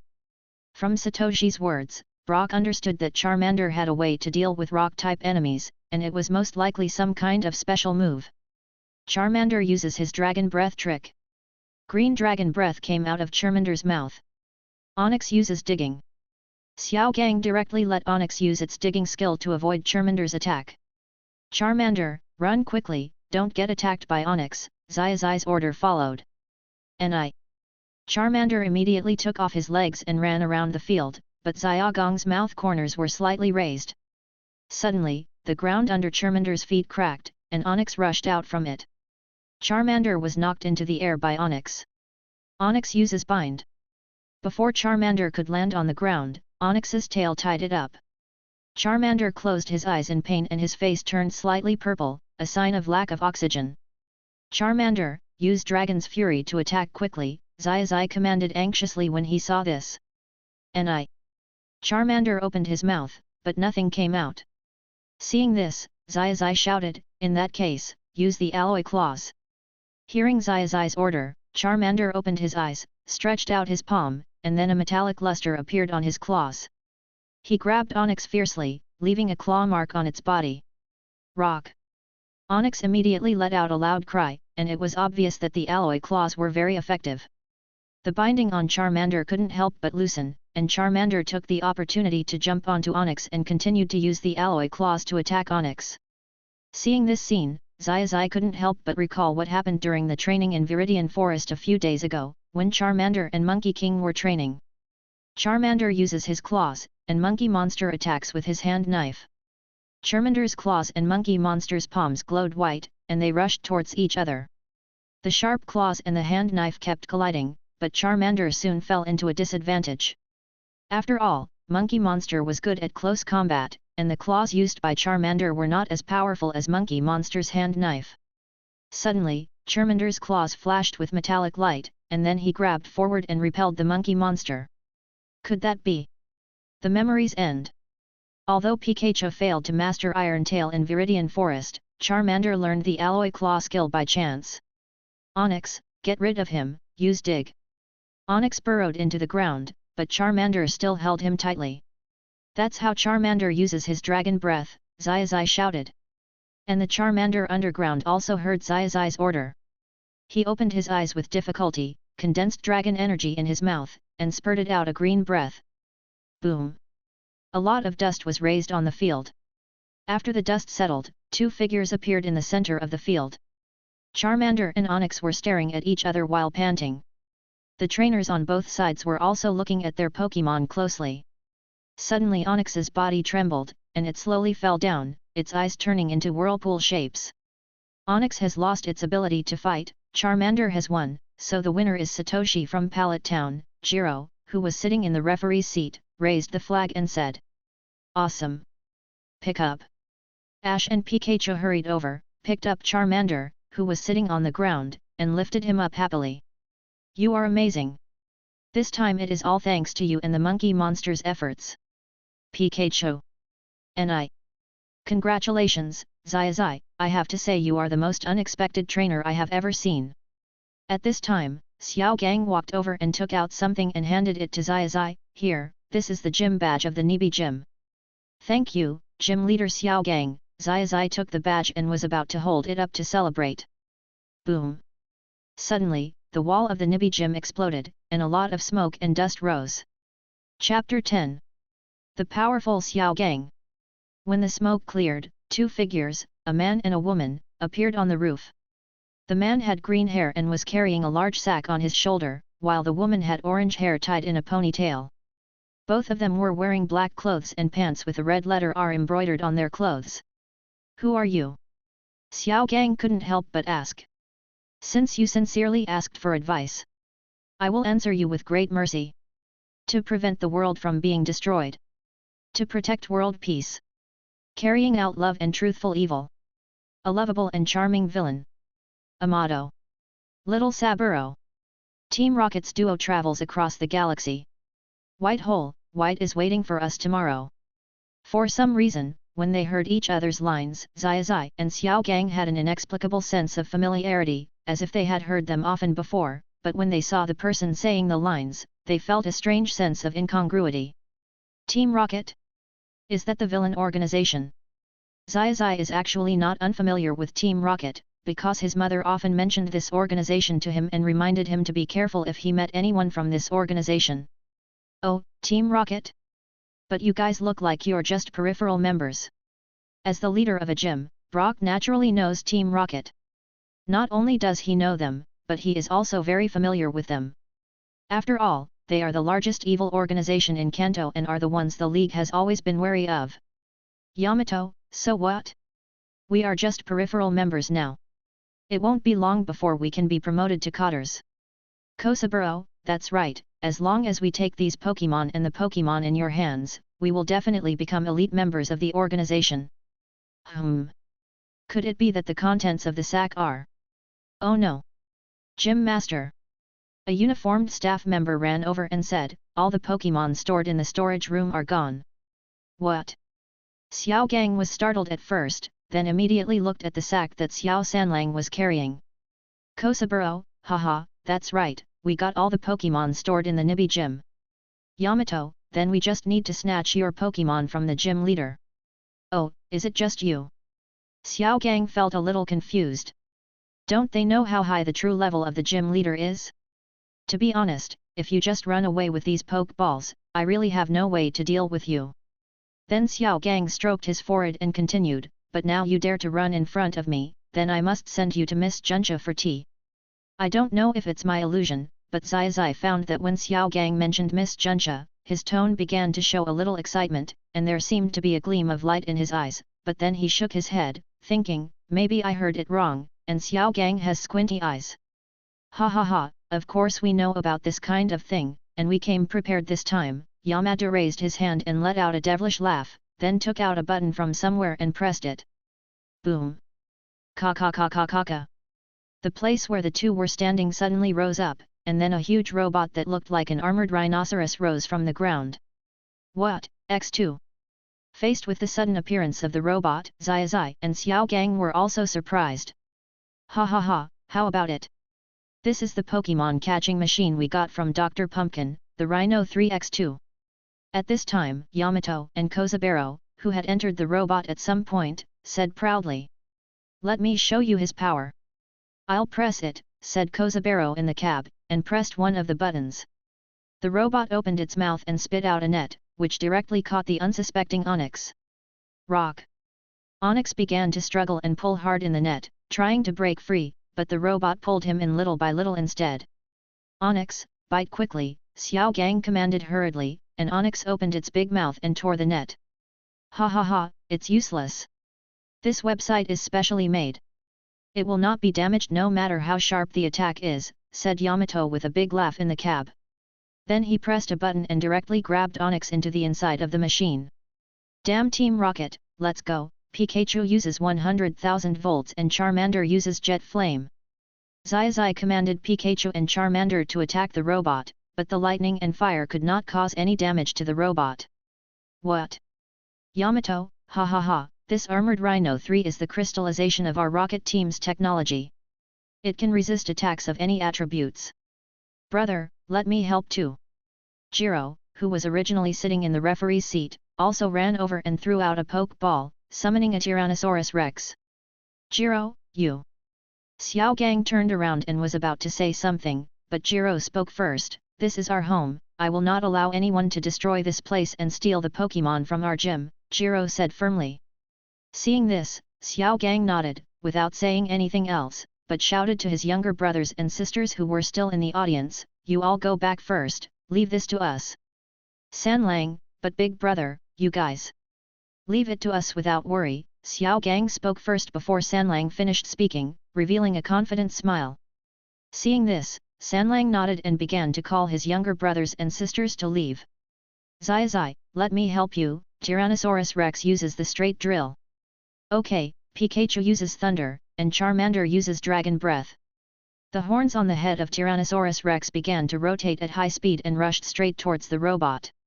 Just as it collided with the robot, Pikachu and Charmander's attacks followed. Boom! The attack created a large amount of smoke, and when the smoke cleared, the situation inside surprised everyone. What, X2? Not only was the robot unharmed, but a pair of huge mechanical arms appeared from both sides, grabbing the iron-armored Tyrannosaurus Rex tightly. The captured iron-armored Tyrannosaurus Rex began to struggle hard, but to no avail. Amato, ha ha ha, it's useless. You'd better hand over all the Pokémon you have.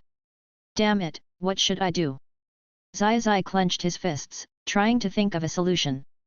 Suddenly, he felt a pair of arms patting his shoulders, and then Xiao Gang walked between them. Zai, Jiro, thank you for your help. Leave the rest to me. Xiao Gang threw a Pokeball and shouted, go! Steelix. After a burst of white light, a giant steel snake shining with metallic luster appeared in front of everyone. Jiro, it's my brother's trump card Steelix. Zai, this is Steelix. Pick up. And I. Go ahead. Steelix will crush it with his bite. The big steel snake opened its huge mouth, condensed evil energy in its mouth, and rushed towards the armored rhino number 3. Xiao Sanlang, it's useless, our armored rhino number 3 is indestructible. Crack. X2. There was only a cracking sound, and then the mechanical arm holding the Tyrannosaurus Rex broke. What? Seeing this scene, Zai couldn't help but exclaimed, awesome! What a powerful Steelix! Is this the true strength of a gym leader? Zai thought dazedly. Steel Snake, use Iron Tail next. The tail of the steel snake condensed steel energy, emitting a dazzling metallic luster, and it whipped the robot fiercely. The robot was hit and spun in place, and Amato and Kozabero in the cab were also dizzy. Use the final destructive death ray. A huge golden beam of light spit out from Steelix's mouth. Boom! What a disgusting feeling! After the explosion, Amato and Kozabero flew into the sky, while Onyx and a bag of Pokeballs fell down and were steadily caught by Steelix. Chapter 11. Inside the Pokémon Center, Zai was lying on the bed, staring blankly at the ceiling, and Pikachu beside him also followed his example and lay on the bed. He took out a grey hexagonal badge, which was a dark grey badge that proved he had passed the Nibi gym. This badge was given to him by Xiao Gang after he drove away Team Rocket. Zai took it up and looked at it with a complicated expression. He clearly did defeat Xiao Gang, but why did he feel so unwilling? Close your eyes and think about everything that happened today, as well as the majestic figure of Steelix. Suddenly he opened his eyes, turned over, and muttered to himself, I am far from enough. Pick up. Pikachu tilted his head and looked at Zai who suddenly stood up in some surprise. Zai did not respond, but picked up the clothes and hat beside the bed, put them on, and walked straight out. Seeing this, Pikachu hurriedly followed. In front of the telephone booth, Zai was waiting for the call to be connected, and Pikachu was standing quietly by the side. Suddenly, the screen in front of me lit up white, and a beautiful woman in pink pajamas and sleepy eyes appeared in it. Haha, what's up so late, Zai? This is what happened. After a while, Hanako, who understood Zai current problem, also put away her lazy expression. She really didn't expect that Zai would encounter so many things in just the past few days. At the same time, she also understood Zai's inner thoughts. Mom, is that the true strength of a gym leader? Hanako clearly felt Zai's excitement. She knew her son very well. He was passionate about fighting and not afraid of any challenge. If he hadn't encountered Charmander, Zai would have continued to train himself and his Pokémon, and then continue to challenge Xiao Gang until he really defeated him. But now, Zai, do you feel now that you shouldn't have this batch? In response to Hanako's question, Zai did not give a direct answer, but said, Xiao Gang, his strength is really strong. If Team Rocket hadn't come out to make trouble, I might not have noticed that not only did he not use his main force, but he even let his command go. I know the rules of the gym, and I also know that I have only been here for a short time, and our strength is not up to standard yet, but I... At this point, Zai couldn't help but lower his head, muttering to himself, my current strength is far from enough. Alright, Hanako clapped her hands slightly. You've only been out for a few days, and it's already quite remarkable that you've gotten your first batch. Don't put too much pressure on yourself. You may not realize that your current strength has already surpassed most novice trainers. Mom knows that you want to better protect your companions, whether it's the poaching group or Team Rocket. Zai, you hope that you have enough ability to face and protect them, right? Yeah, Zai nodded, clenched his fists, and said, with my current strength, let alone collecting all the badges and entering the Quartz Conference, I feel powerless even to protect Pikachu and the others. If Minjai hadn't helped us during the time with the poaching gang, Pikachu and I would have been in danger. The same goes for Team Rocket this time. Without Brock, not only the Pokémon in the gym, but even Pikachu and the others would have been in danger. Zai, it's a good thing to be in this mood. It means that you value Pikachu and the others very much. But too much worry will make you lose your direction. I think you should stop now. What do you mean? Zai looked at Hanako on the screen with some confusion. Although Zai was no longer so naive under Hanako's careful education, he was still a little confused about things that were too profound. I think you can stop collecting badges for a while. In fact, those who can participate in the League Conference have either gone through a long period of training or have received great support from their families. Otherwise, let alone making it to the finals, I'm afraid they won't even make it to the preliminaries. Although there are some talented teenagers every year who can achieve good rankings based on their own strength and talent, the process they have to go through is not easy, because the gym leader will adjust his lineup according to the strength of the challenger and exert corresponding abilities. Unless your strength exceeds that of the gym leader from the beginning, it will be absolutely difficult to get the batch. I understand. Zai pounded his palm with his fist. Mom, you mean to let me take Pikachu and the others to practice for a while, and then challenge the gym after my strength reaches the appropriate stage, right? But won't it be too late? Don't worry about the time. There are still 9 months until the opening of the Quartz Conference. If you hurry up, it will only take 2 months to complete all the gyms. But based on your current situation, Zai, you'd better give yourself 5 months. In other words, you can calm down and practice well for 3 months. Okay, I understand, thank you Mom. Pikachu, let's become stronger from now on. After understanding what Hanako meant, Zai couldn't help feeling excited and immediately said to Pikachu beside him. Pick up. And Pikachu also clearly felt Zai's determination and was also full of fighting spirit. Oh, yes, there is also. At this moment, Hanako suddenly interrupted Zai's actions and said, there is a good place that may be suitable for your next training. The next day. Excuse me, is Gym Master Xiao Gang here? Zai arrived at the door of Nibi Gym early in the morning and knocked. At this time, the iron gate slowly opened, and Xiao Gang, who was standing behind the door, looked at the man and pet in front of him with surprise. Ash, Pikachu, why are you still here? Is there something wrong? It's like this, Xiao Gang. After listening to Zai's explanation, Xiao Gang said, in other words, Zai, you are planning to go to the place called Lanling Island that your mother mentioned to practice, right? Yes, the reason I came to see Xiao Gang is actually for this, Zai said as he took out a badge from his pocket and handed it to Xiao Gang. This is a grey batch. Zai, although I didn't use my full strength during the battle, you have indeed passed my approval and are qualified to have this batch, so you don't have to return it to me. In response, Zai just shook his head and said, that's not the case, Xiao Gang, I actually want to. Chapter 12. Special Training at Yuejian Mountain. Looking at Zai who was already far away, Xiao Gang picked up the dark badge in his hand and couldn't help but smile. Zai, is that so? I'm really looking forward to the next battle with you. Brother, if Zai really comes, do you really plan to use your main force to fight him? At this time, Jiro, who had come to Xiaogang's side at some point, asked curiously. Of course, that's what we agreed on. But brother, the worst Pokémon you have are all at the quasi-premier level, and Steelix has even successfully entered the mid-premier level. Can Zai really become a trainer who is not inferior to you in such a short time? Haha, Jiro, you have to understand that there are people in this world called geniuses, and Zai is such a person. He is even more talented than many geniuses. I believe that when we fight again, he will definitely give us a surprise. Xiaogang's tone was full of confidence in Zai. He even had a strong premonition that even if he exerted his full strength, he might not be able to defeat Zai. Very good, that's it. After several days of travel, Zai successfully arrived at the Moon Viewing Mountain, which is the only way to the next city, Cerulean City. Now, Zai and the Pokémon are undergoing special training. Monkey Monster, use Hand Knife to attack. Charmander, use Alloy Claws. At this time, Monkey King and Charmander were fighting under the command of Zai.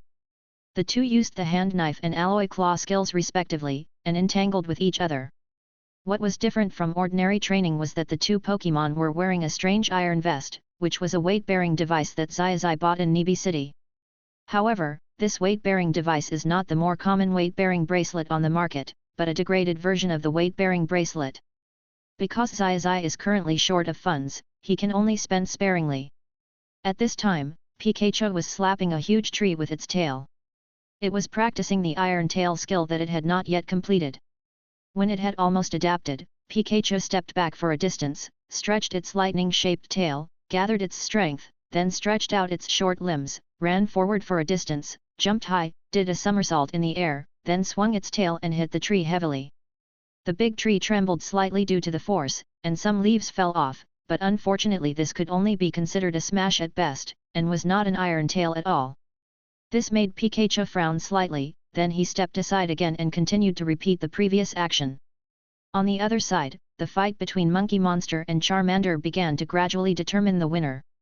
Although Charmander was of a higher level than Monkey Monster, Charmander's melee ability was obviously inferior to Monkey Monster's, which was a fighting type and used his own skills. In addition, Monkey Monster's hands were longer than Charmander's, and as the saying goes, an inch longer is an inch stronger.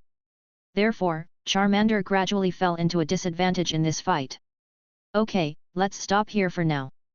Zai, who had already seen the direction of the battle, called a halt in time and then walked over to the two pets.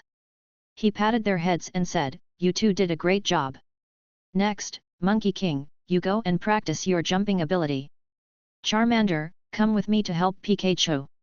The two pets looked at each other and nodded, then Charmander followed Ash in the direction of Pikachu, while Monkey King found a big rock nearby, put his back on it, and then kept jumping around.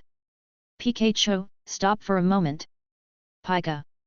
Seeing Ash and Charmander walking towards him, Pikachu stopped what he was doing and hurried over. Pika. Pikachu grabbed Ash's trouser leg and had a distressed expression on his face. Zai leaned down and said comfortingly, "Don't worry, Pikachu, it's not easy to practice the moves. We still have a long time, so you can take it slowly." Then, Zai touched his chin and thought, "I think, Pikachu, the reason why you can't use Iron Tail is because you can't sense the energy of the steel element. You can have a good communication with Charmander first. After all, its alloy claws are also steel type. Maybe it will be helpful to you." And Charmander on the side also came out, took Pikachu's hand, patted his chest, and Pikachu nodded happily. The two pets went to the side and started to communicate, and Zai looked at them with satisfaction. "Okay, then I can't stop. There's still some time before dinner, so I might as well run a few laps around first." As he spoke, Xiaozai took out 2 ring-shaped bracelets from his backpack. They were weight-bearing devices that Hanako's mother bought for him a long time ago. According to his mother, one must have a good physique to travel, so when Xiaozai was 7 or 8 years old, he began to exercise himself intentionally. This bracelet has a gravity skill, and the user can adjust the intensity of gravity according to the situation. After putting on the bracelet, Xiaozai clearly felt his body becoming heavier. He took a deep breath and then began to run slowly. Science shows that when a person is concentrating on doing something, the speed at which time flows is different from that of other people. It feels like the sun sets in a short while. At this time, Xiaozai and the Pokémon had finished their meal and were sitting leisurely on the grass to rest. Xiaozai was flipping through a notebook, which contained information about an island located on a special ocean current. Lanling Island. Xiaozai flipped through the contents of the notebook and muttered to himself, I heard from my mother that this island seems to have existed a long time ago, and it seems to be a movable island, and Pokémon from other regions live on it. I wonder what kind of Pokémon I'll see on it. I'm really looking forward to it, don't you think? Pikachu, Xiaozai said to Pikachu beside him. Pika. Pikachu nodded in agreement. Xiaozai looked at the introduction to Lanling Island on the notebook and couldn't help but recall what his mother said that night. Lanling Island is a very special natural island, filled with a large amount of natural energy, which helps Pokémon to improve their strength. Therefore, the Pokémon in it are very strong. You and Pikachu will definitely gain something there. It is good. Xiaozai closed his notebook, stood up, and said to the Pokémon, let's train for a while, get a good rest tonight, and go to Cerulean City tomorrow. Pika. Ni. Monkey. Chapter 13. Arrival in Cerulean City and Fishing Contest. After leaving Yuejian Mountain and walking along Route 3 for a while, Xiaozai finally arrived in Cerulean City. Excuse me, Miss Joy. In the Pokémon Center, Ash handed the slightly dirty Pikachu and 2 Pokeballs to Miss Joy. Okay, please leave it to me, I will restore their spirits. In response, Miss Joy not only did not show any disgust, but also showed a gentle smile. Hi, okay, let's go to the Cerulean Gym and take a look. After walking out of the Pokémon Center, Xiaozai couldn't wait to run towards the gym. Although he had no intention of fighting, he could also watch other people's gym battles. Hey! There are so many people here, what are they doing? Compared to the deserted Nibi gym before, the Cerulean Gym could be described as packed with people. Many people lined up in long queues and walked into the gym one after another. I thought they were all here to challenge the gym, but Ash soon realized something was wrong, because everyone here brought a fishing rod, and Ash even heard them discussing fishing or something. Excuse me, what are you talking about? Isn't this the Cerulean Gym? Out of curiosity, Xiaozai asked the 2 young men who were talking to each other in front. Hey, didn't you know? The Hualan Gym is holding a fishing competition, one of the young men replied. Once you sign up, you can go to the designated lake at the gym to catch water-type Pokémon. Then find the staff there to register. As long as you use the water-type Pokémon you caught to participate in the competition held in the evening at the Cerulean Gym, and win the final victory, you can get very rich prizes, another person said at this time. Fishing competition. There's a competition. Is it a Pokémon battle? I want to participate. Where can I sign up? As soon as Xiaozai heard that there was a competition, he couldn't wait to ask. Oh, just follow this line to the front to sign up, there are free fishing rods and bait there. Hey! Follow this team. Xiaozai looked at the long queue in front of him with some surprise. Speaking of which, there are too many people here. Is this competition so famous? That's not the case. It's mainly because I heard that there will be a generous reward for the first place, one of them answered. A generous reward? It's a year's worth of Pokémon food. I heard there's also a Pokémon egg with very good qualities. I heard it was obtained from the Kalos region. Kalos region? Ash was also very familiar with the Kalos region. His mother had introduced that place to him and it was also recorded in her notes. Although Ash didn't remember most things, he knew very well what Pokémon were there. Not only that, I heard that the Cerulean Gym's owner, Ms. Xioxia, will also participate in this competition. Gym leaders will also participate in the competition. Xiaozai asked in surprise. That's right, although this is a competition organized by the Cerulean Gym, the gym master of the Cerulean Gym, Miss Misty, is a person who loves water Pokémon and fishing. She has participated in many activities and competitions related to water Pokémon, and has achieved very good results. When he said this, a proud smile appeared on the corners of his mouth, as if he was the one who achieved these excellent results. That's right, and it's not just that, another person said at this time. Miss Zioxia is the pride of our Cerulean city. She started traveling when she was 12 years old. After collecting the 8 badges, she began to challenge the Alliance and achieved a good result of top 4. I also heard that she had a fight with Master Kona, one of the 4 Heavenly Kings. Although she lost in the end, she was recognized by the 4 Heavenly Kings. When he said this, he couldn't help but raise his head slightly, his expression full of admiration. I heard that this time only Pokémon caught in the lake can be used in this competition. Although Miss Zioxia is here, the hope of winning is a little slim, but the rewards are really generous. Even the top 10 will have generous prizes. What do you think? Brother, do you want to give it a try? Hey! Where are the people? Having said that, he was about to pat Zai on the shoulder, but his touch was empty. The two looked towards where Zai had been standing and found that he had disappeared without them noticing. At this time, Zai was standing at the end of the team, his eyes full of anticipation. Although he decided to stop challenging the 8 badges before gaining enough strength, this was not a gym battle after all. Although it was not the opponent's main lineup, it was also good to have a little understanding of the opponent's strength. Besides, there are so many people here who have signed up, and there might be some top experts among them. How can I refuse to have a Pokémon battle with these people? Although there were many people who came here to register, the speed was unexpectedly fast. After filling in their own information, they asked the staff on the side to get the fishing rod and bait. Although they could bring their own fishing rod and bait, Zai had decided to do it on a whim after all, so he could only get them for free. Please follow me, I will take you to the private lake of our Cerulean Gym, a female staff member walked up to Zai and said to him. Oh, okay, thank you for your help. By the way, did I forget something? At this moment, Zai suddenly remembered that he seemed to have forgotten something important. Mr. Zai, please follow me closely. Oh, okay, just as Zai began to recall, the staff in front suddenly spoke. Seeing this, Zai had no choice but to stop thinking and hurriedly followed. Forget it, it's not something important. Under the guidance of the staff, Zai arrived at a lake where quite a few people had gathered. After looking around, Zai found that most of the places were occupied, except for a girl with orange hair who had no one around him. Although he felt a little strange, Zai still walked straight over. The orange-haired girl saw Zai walking towards her and a hint of surprise flashed in her eyes. Excuse me, can I fish here? Zai asked her politely. Of course, please, the orange-haired girl readily agreed to Zai's request. Seeing that the other party agreed, Zai sat down next to her, took out the fishing rod and bait, and started fishing. What Zai didn't notice was that the people around him looked at him strangely, as if they had seen something incredible.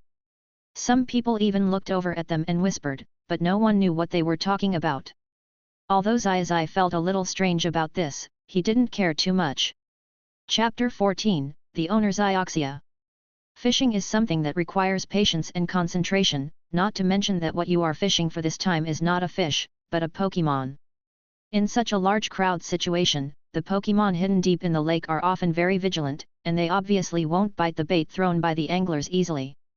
On the silent lake, the anglers held their fishing rods tightly in their hands, staring at the movements at the bottom of the lake, and the Pokémon in the lake were also staring at the anglers. This situation gradually formed a special aura, constantly provoking the nerves of the anglers.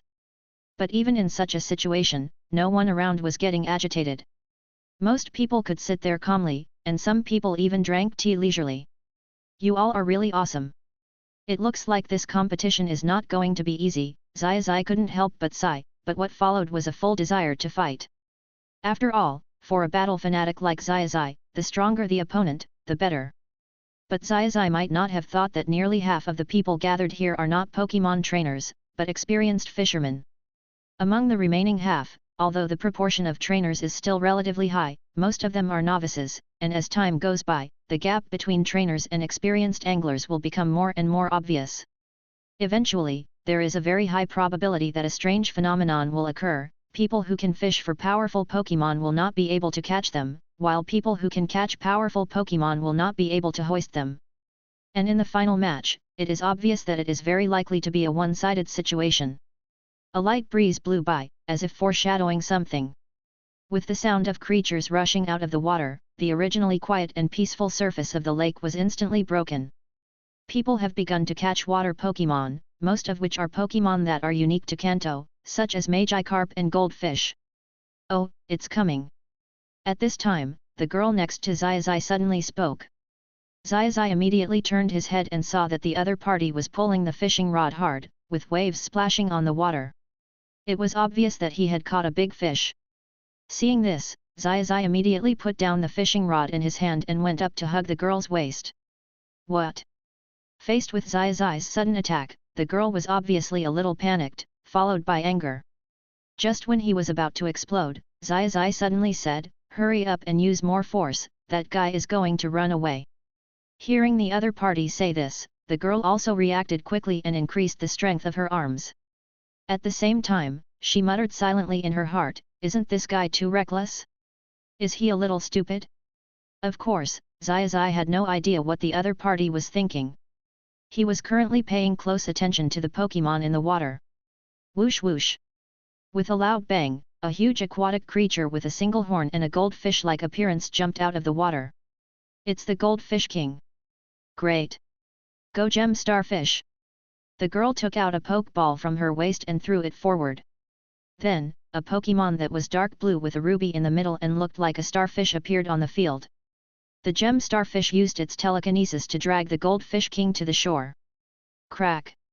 The ruby in the middle of the Gem Starfish emitted a blue light, and the King Goldfish in the sky suddenly froze. Then, the Gem Starfish's body suddenly swung inward, and the King Goldfish was smashed directly onto the shore. Well! The opponent did not lose the ability to resist. He first used his fish tail to jump high, then wrapped his whole body in a stream of blue water and rushed straight towards the Jewel Starfish. It's a water jet! Xiaozai on the side couldn't help but exclaimed. Use reflective walls. Crack! A transparent glass wall suddenly appeared in front of the Gem Starfish. The Kingfish crashed heavily into the wall with the water flow, causing some damage to the Gem Starfish behind the wall. This attack did not cause much damage to the Gem Starfish, but the Goldfish King's attack had not stopped. I saw a faint green light coming out of the opponent's horn, and then it kept shaking its body, using the horn to launch a fierce attack on the Gem Starfish. Crack! The Gem Starfish was directly knocked away by the opponent. I didn't expect it could even use the Super Horn attack. This Goldfish King is really powerful. Gem Starfish uses the immobilization technique. Crack! The ruby of the Gem Starfish emitted a red light, and the body of the Goldfish King was also wrapped in a faint red light, and then he suddenly stopped attacking. The Goldfish King fell to the ground and shook his body in confusion, seeming to wonder why he could not use his skills. Now, Gem Starfish uses 100,000 volts. Upon hearing the order, the Gem Starfish immediately spun on the spot, and then a dazzling flash of lightning emanated from his body. Well! The lightning struck the Goldfish King directly and heavily, causing considerable damage to him. After the lightning stopped, his eyes had turned into whirlpool shapes. Let's go now, Pokeball! The girl threw a Pokeball at the Goldfish King, and this time the capture was quite smooth, with the opponent barely struggling. We successfully got the Goldfish King, the girl said softly as she stepped forward and picked up the Pokeball. Oh! At this time, applause came from the people around. That's great, Xiaozai also congratulated him. Thank you very much. The other person turned and walked towards Xiaozai, stretched out his hand and said, "Hello. My name is Xiaoxia, thank you for your help just now." "Hello, I'm Xiaozai from Pallet Town." Xiaozai also reached out and shook the other's hand. "By the way, the name Xiaoxia seems a little familiar," Xiaozai said, touching his chin, and suddenly remembered something. "Hey! You're not the Cerulean gym leader, are you?" "Yes, I am Xiaoxia, the beautiful mermaid who is one of the 4 Hualan sisters. By the way, you only noticed it now. Didn't you see that others were looking at us with strange eyes?" Xiaoxia said speechlessly. "Ahaha, so that's how it is. I was wondering why they were looking at us in such a strange way. But it doesn't matter now. Come and fight me, Misty. He reached for the pokeball at his waist, but got nothing. Oh! Oh no! I forgot. I left all my Pokémon at the Poke Center. Xiaozai suddenly remembered what he had forgotten and started to panic. Xiaoxia couldn't help but say speechlessly, I wonder if your train of thought is a little weird? And you haven't even prepared the elves, how are you going to participate in this competition? It was the first time she had met such a rash person, and she didn't know what to say. Oh, yes, there's also a fishing contest. No, I have to hurry to the Pokémon Center to get Pikachu and the others back, he said, and prepared to run to the Pokémon Center. Wait, seeing this, Xiaoxia reached out and grabbed the other person. Chapter 15. Conquer. Xiaoxia looked at the reckless boy in front of her speechlessly. There's not much time left in the fishing contest. If you run from here to the Pokémon Center and then back again, you won't have enough time. And how long is left before the game starts? Xiaozai was slightly stunned when he heard the other party's words. Xiaoxia raised her hand, looked at the pocket watch on her wrist, and said, about 30 minutes left. 30 minutes? Don't worry, it's enough. As he said that, he gently moved Xiaoxia's hand away from his shoulder, exerted force with his feet, turned into a white light, and disappeared from Xiaoxia's sight in a short while. Looking at Xiaozai who disappeared in an instant, Xiaoxia felt as if 10,000 Arceus were running through her heart, and the word confused was written all over her face. Then something even more unbelievable happened to her. In less than 5 minutes, dust flew up in the distance and a familiar figure came speeding towards her. Then, it braked suddenly in front of Xiaoxia. Xiaozai bent his knees slightly, put his hands on his thighs, took a few deep breaths, then said to Xiaoxia in front of him with a smile on his face, see, I told you it won't take long. Pikachu. Pikachu, who was lying on Xiaozai's shoulder, also raised his little hand and greeted Xiaoxia gently. But at this moment, Xiaoxia was in no mood to respond. Seeing the other party's operation, she could no longer hold back and shouted directly into Xiaozai's ear, did you use lightning flash? No, lightning flash is not as fast as this. This is divine speed, right? Are you a human or not? Forward. Xiaozai scratched his head a little embarrassedly. Obviously, he was well aware of how unbelievable his behavior was in the eyes of outsiders. In fact, Xiaozai once doubted whether he was considered a human being. This abnormal ability of his began to awaken when he was about 8 years old. Although it is still inferior to those Quasi-King level Pokémon, it is not inferior to those elite level Pokémon, and some of his abilities are not inferior to the Quasi-King level. However, after venting her feelings a little, Xiaoxia did not continue to pester Xiaozai, but asked him to go fishing quickly. After all, there was really not much time left. Soon, 20 minutes passed, and Xiaozai still found nothing, which made him so anxious that he was jumping up and down. Just when he didn't know what to do with this little thing, a mini version of Xiaoxia doll suddenly appeared in front of him. Xiaozai raised his head and followed the mini doll to see the culprit. Here's a copy for you, Misty said to Satoshi. He took the doll with some curiosity and looked at Xiaoxia with confusion. This is a special bait I made. I have used it to catch many water Pokémon. It is very effective. The reason why you can't catch Pokémon may be the problem with the bait. This may work. Hearing what the other party said, Xiaozai reached out to take it, held it in his palm to look at the bait, and then said to Xiaoxia with gratitude, thank you, Xiaoxia. In response, Xiaoxia turned her head away with a bit of tenderness and said, it's nothing. Instead of this, you should just catch that Pokémon as soon as possible. I'm really looking forward to competing with you in the next battle. After changing the bait, Xiaozai was not so anxious anymore. Sitting quietly on the lawn, listening to the gentle ripples on the lake, he felt more relaxed than ever before. Maybe he has been too anxious recently, which caused him to have no peace of mind for a moment. Now that the tension has been relieved, his anxious heart has calmed down. At this moment, he suddenly felt a very mysterious feeling. Ripples suddenly appeared in his spiritual world, as if something was flowing in his body. Even when he wanted to feel it more deeply, he suddenly heard a shout in his ears. Hurry up, a Pokémon has taken the bait, pull the fishing rod quickly. Xiaozai suddenly opened his eyes and saw water splashing on the lake. His fishing rod was being pulled by a huge force. What are you doing? Hurry up and pull that Pokémon up. Pika Pika. I could hear Misty and Pikachu's shouts again. Zai hurriedly began to reel in the fishing line, and when it was almost done, he suddenly pulled up the boom. Wow! A blue figure jumped out of the water. He looked like a seahorse, with spikes on the back of his head, a long, tubular mouth, and a pair of sharp eyes. This is a sea dragon. Pikachu uses 100,000 volts. While the opponent was still in the air and unable to adjust its body, Zai hurriedly commanded Pikachu to launch an attack.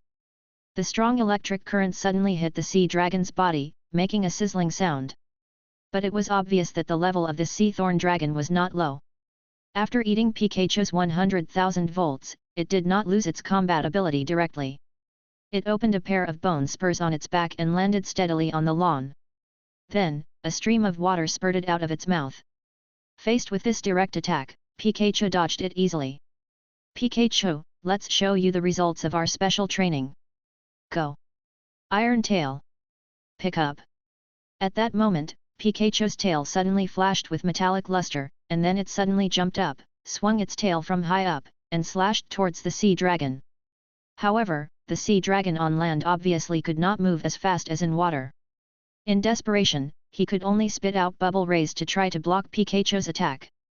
Unfortunately, facing the powerful Iron Tail, how can a mere bubble ray possibly stop Pikachu's attack? Iron Tail easily split the foam in front of it and smashed it hard on the head of the sea thorn dragon, which was directly knocked several meters away. Pikachu, continue attacking, use 100,000 volts. However, Zai did not stop the offensive, but continued to command Pikachu to launch a fierce attack. Faced with such a quick attack, the sea thorn dragon, which had little combat experience, had no time to react. 100,000 volts hit the sea thorn dragon again, and it couldn't help but let out a scream. Faced with 3 consecutive fierce attacks, 2 of which were even extremely effective electric attacks, the sea thorn dragon could not hold on no matter how strong it was, and fell straight down. Go ahead, Pokeball! He took out the Pokeball that he had prepared long ago and threw it towards the sea dragon. The moment it touched the sea dragon, the Pokeball opened, and a red light wrapped around the sea dragon and took it in. Then it fell on the grass, shaking slightly. Boom! After the class, the red light on the Pokeball disappeared and the Pokeball stopped shaking. Zai walked forward and picked it up. I captured Seedhorn, Zai shouted happily, holding up the Pokeball in his hand. Pikachu! Misty, who was standing by, clasped her arms and looked at Zai, who was like a little child, with a smile on her face, and murmured to herself, it seems that the next battle will not be so easy. Chapter 16. The competition begins. The fishing competition has ended. Trainers who have successfully captured Pokémon, please go to the Cerulean Gym to register. The gym has prepared the corresponding equipment for you to restore the Pokémon's physical strength. The Water Pokémon competition will officially begin at 7 p.m.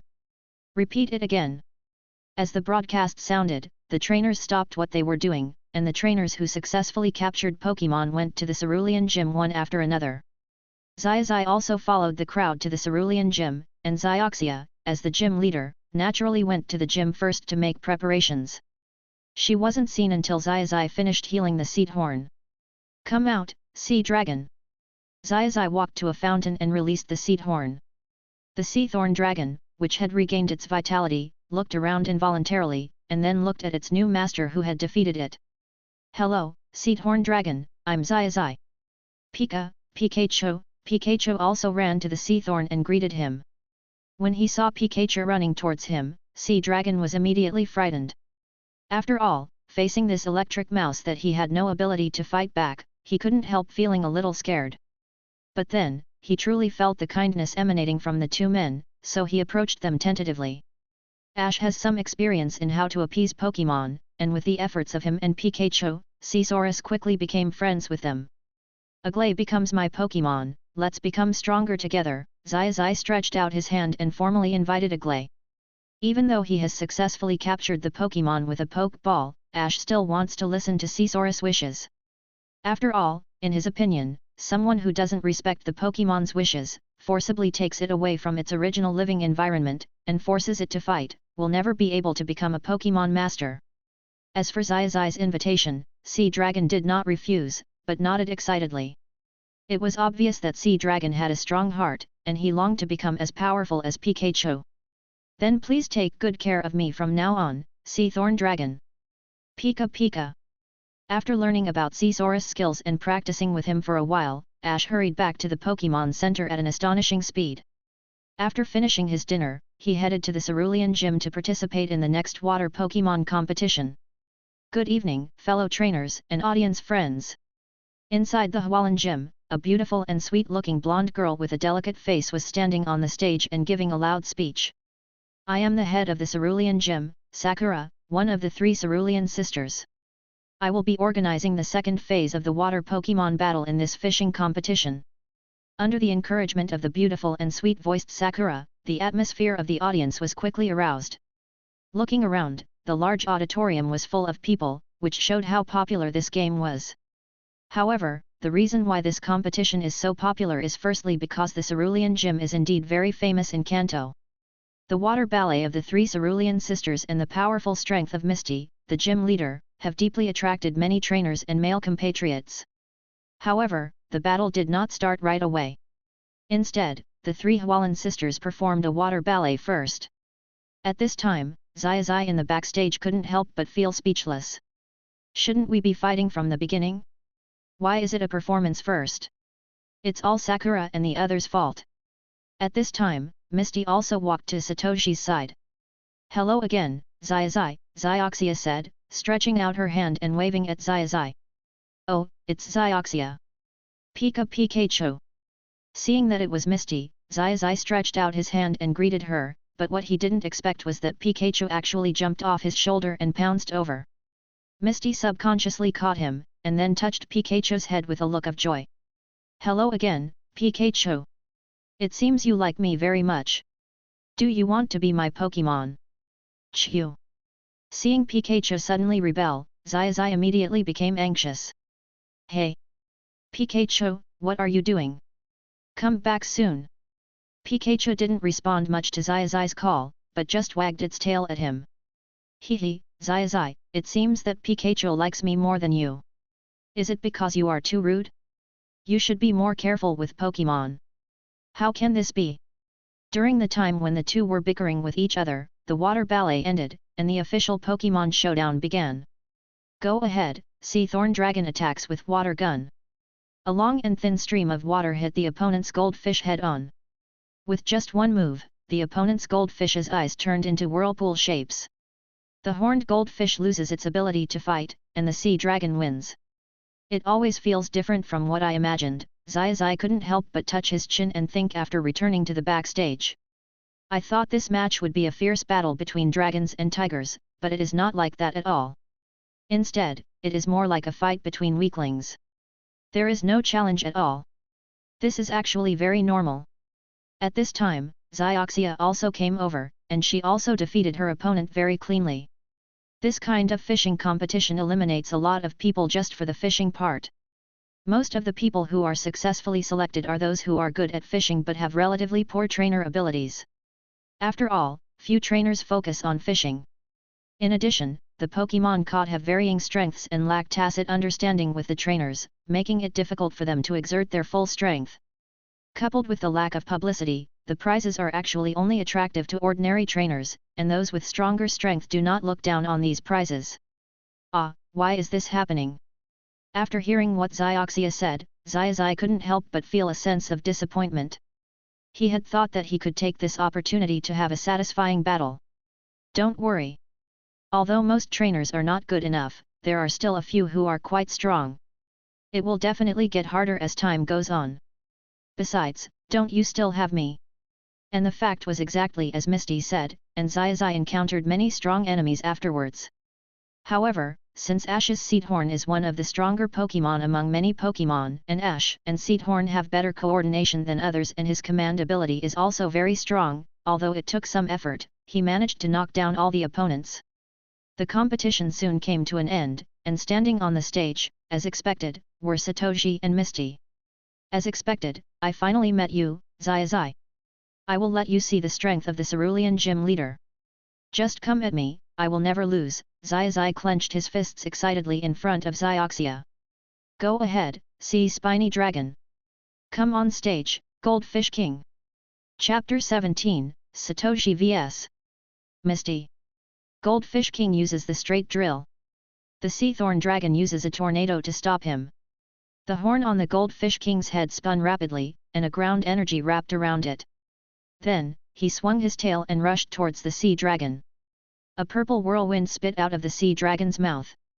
Facing the tornado of the sea dragon, the Goldfish King did not choose to withstand it head-on, but directly twisted his body to the left to avoid the attack of the tornado, and then accelerated again to rush towards the sea dragon. Sea Thorn Dragon, use high-speed movement. After hearing Xiaozai's order, Sea Dragon disappeared from the spot at the moment when Kingfish was about to hit it, causing Kingfish to miss its target. The figure of Sea Dragon appeared on the left side of Kingfish. Sea Thorn Dragon uses Dragon Breath.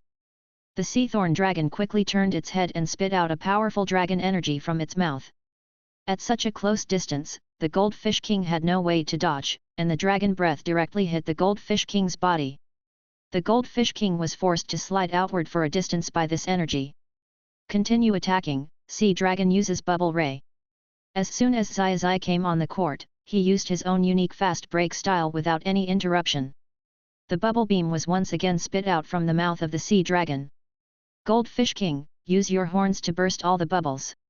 Hearing Xiaoxia's order, the Goldfish King adjusted his body in time, waved the horn on his head, and while popping the flying bubbles, rushed towards the Sea Thorn Dragon not far away. However, facing the Sea Thorn Dragon that had already increased its speed by moving at high speed, the Goldfish King's horn ramming attack could not succeed at all.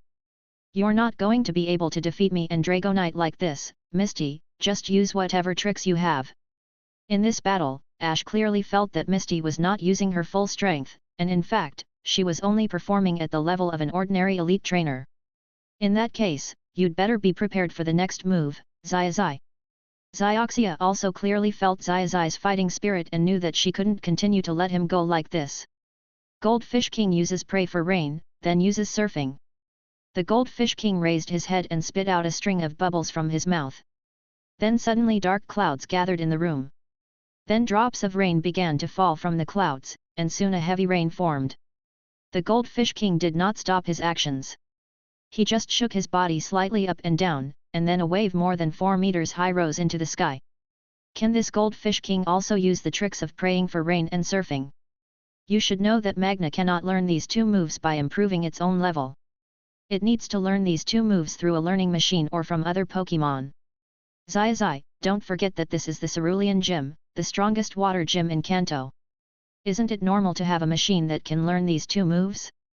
By the way, I can also tell you that in addition to these two moves, my Kingfish also learned waterfall climbing and diving. What? Sea Dragon, hide in the water quickly. The Sea Thorn Dragon hurriedly dived into the water to avoid the surfing attack of the Goldfish King. While commanding the Sea Thorn, Xiaozai's heart was already filled with huge waves. You know, learning one move is a very difficult thing in itself, let alone learning 4 in one go and still having such strong power. I heard from my mom that powerful trainers can not only help Pokémon to exert 200% of their combat effectiveness through command, but some trainers with deeper comprehension can even provide Pokémon with unexpected help in other aspects. This should be someone like Misty, Xiaozai couldn't help but mutter to himself. At this moment, Misty, who was standing opposite, also spoke, Xiaozai, do you know? In our Kanto, not only the 4 heavenly kings, but even the gym leaders are much stronger than those in other regions. Except for the Galar region which is famous for its battles, there are no gym leaders in any other region who can compare with the gym leaders in our Kanto region. My Hualan gym is currently ranked 4th among the 8 major gyms in Kanto. Do you know how I have been able to reach this point? What? Next, I will show you the exclusive stage of my Hualan gym. King Goldfish will use surfing. Upon hearing Xiaoxia's instruction, the Goldfish King instantly understood and dived underwater with his entire body. Wow! Wow! Then, something even more incredible happened to Xiaozai. This time, the surfing of the Kingfish did not directly create a 4-meter high wave like before. Instead, it created waves of small waves. At first, he did not feel anything, but then Zai keenly realized that the surrounding environment had become different. The sky was covered with dark clouds, rain kept falling, and waves were surging one after another. It felt like... It's like being on the ocean during a storm. Oh no! Sea Thorn Dragon, come out quickly! Afterwards, Zai seemed to have thought of something, and hurriedly called out to the sea thorn towards the water surface, but the sea thorn did not come out of the water as Zai wished. It seems you have noticed, Zai. That's right, the environment changed by this move is not limited to the water surface, but also the water. Zioxia raised the corners of her mouth and looked straight at Zai, as if saying, how are you going to crack this move of mine? Goldfish King, use the straight drill. The Goldfish King in the water did not launch an attack this time. Instead, it quickly turned its horn. Under the crazy rotation of the straight drill, imperceptible currents were formed in the water. Zai also clearly felt the turbulence in the water, but he could only stand on the stage and worry. At this time, the sea dragon in the water also encountered considerable trouble. The water flow around it, which was originally calm, became extremely violent. The erratic currents, like ocean currents in the sea, hindered the sea dragon. In contrast, the king goldfish seemed to be like a fish in water. It could maintain its straightforward drilling while swimming at high speed in the water. Goldfish King uses Super Horn Attack. The horns of the Goldfish King emitted a dazzling white light, and it rushed straight towards the Sea Thorn Dragon. At this time, the Sea Thorn Dragon even found it difficult to turn its body, let alone dodge, and was hit by a big insect move on the spot. The attacked Sea Dragon wanted to use the force to rush out of the water, but the Goldfish King immediately counterattacked and used a straight drill, and the Sea Dragon was soon blocked by another stream of water. Chapter 18. Luck is also a part of strength. I didn't expect that he could do something like this. Is this the strength of a gym leader? Zai looked at Zioxia opposite him with a serious expression. He could clearly feel the terrifying sense of oppression emanating from the other party. Even if it can break out of the water, in this environment, the Sea Thorn Dragon will not be able to defeat the Goldfish King who has obviously better control, unless I can. Zai seemed to have thought of something and couldn't help but look up at the sky. It seems like I have no choice but to take a gamble. The Sea Dragon continues to float up. The Sea Dragon, under the command of Zai, did not hesitate at all and immediately continued to swim upwards.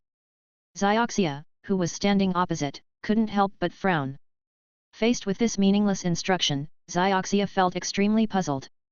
Have you run out of tricks? Or do you have any other countermeasures? But no matter what, we will not let you escape. This time, the Goldfish King will use a direct drill attack. Zai, if you don't have any countermeasures, then this attack will be the end. Zioxia subconsciously looked up and said to Zai, but the moment she saw Zai, she couldn't help but be stunned, because she didn't feel the slightest intention of giving up from Zai. Instead, he exuded a spirit of desperately risking everything.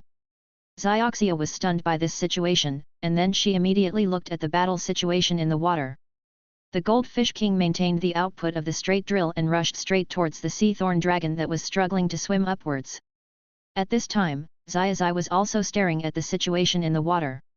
Although the situation in the water was complicated due to the waves, fortunately, the water venue of the Cerulean Gym was clear enough, and the figures of the two could still be vaguely seen. Just when the Goldfish King was about to hit the Sea Thorn, Zai immediately shouted, "Sea Thorn uses hold on, next." What? The Sea Dragon in the water emitted a white light, and at this moment, the Goldfish King's straight drill hit the Sea Dragon head-on. Although the Sea Dragon was pushed back several meters by this huge force, it successfully blocked the attack and entangled the Goldfish King tightly. Right now, Sea Dragon uses the water gun at its maximum power towards the ground and knock Kingfish away. After seeing that Sea Dragon successfully took the attack of Kingfish, Zai immediately stretched out his finger and shouted loudly. The Sea Thorn Dragon, which was badly injured by the attack of the Goldfish King, opened its eyes wide instantly. The long tubular mouth suddenly accumulated energy, and then a huge stream of water spurted out of the mouth, hitting the ground directly under the water. The Sea Thorn Dragon used this reaction force to bounce the Goldfish King and itself out of the water. Wow! The moment the two Pokémon left the water, Zai immediately issued another command, "Now, Sea Dragon, use the most powerful dragon breath, right?" The Sea Thorn Dragon that successfully broke out of the water immediately turned around, condensed huge amounts of dragon energy in its mouth, and then a stream of purple dragon breath erupted from its mouth, hitting the Goldfish King directly. However, the sea thorn dragon's breath did not stop immediately. Instead, it once again used the thrust of its breath to push the Goldfish King higher into the air. It did not stop until the sea thorn dragon fell into the water. Bump! With a loud sound of falling into the water, the body of the Goldfish King hit the water heavily, splashing huge waves, and at this moment, the dense dark clouds began to dissipate and the rain stopped. The two of them stared at the movements on the water, not daring to stop for a moment. The first one to appear on the water was the sea thorn dragon. He was covered in wounds and looked weak. It was obvious that he was already a dying candle in the wind. In this regard, Xiaozai not only did not relax, but his heart was in his throat. After all, based on the current condition of Sea Dragon, it would be absolutely impossible to carry out the next battle. If Kingfish was fine, then it would mean that he had failed in this duel. Xiaoxia on the shore also figured this out. She stared at the water with her eyes fixed, but then she suddenly smiled and murmured to herself, "I won." Sure enough, after a while, the body of the Goldfish King also appeared on the water surface. Although he was also covered with scars like the sea thorn dragon, he was obviously still able to fight. Seeing this, Xiaozai couldn't help but feel deflated. He felt helpless and was about to raise his hand to give up. Gold! The Goldfish King on the opposite side suddenly let out a scream, and then his body fell directly onto the water surface. His eyes turned into whirlpool shapes, and he had obviously lost his ability to fight. This sudden situation surprised both of them. However, the referee standing in the middle did not hesitate at all. He raised the flag belonging to Satoshi and said, "Saurus has lost its ability to fight, Sea Dragon won, so the winner is Satoshi from Pallet Town." Oh! After a moment of silence, the field erupted in warm cheers. "I didn't expect that kid to actually win. It's incredible. Although Miss Xiaoxia didn't use her main force, it's really unbelievable. The last shot of water gun shooting up into the sky was really amazing. I didn't expect there was such a method." Seeing that he had successfully defeated his opponent, Sea Dragon happily swam to Xiaozai and jumped up happily. Xiaozai quickly reached out to catch him, but the expression on his face was still full of confusion. Misty also jumped into the water to check on the kingfish. Satoshi and the others hurried over to the vicinity, wanting to see what was going on. After all, although the kingfish was indeed seriously injured, it was obviously still able to fight. How could it suddenly fall down?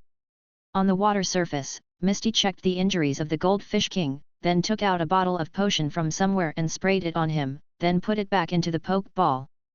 After Xiaoxia climbed out of the water, Xiaozai rushed over and was about to ask her.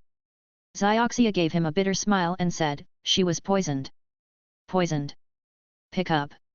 Ash and Pikachu couldn't help but look puzzled at Misty's statement. After all, they had never used any poison-type moves. But then, something occurred to Xiaozai. "It's a stinger."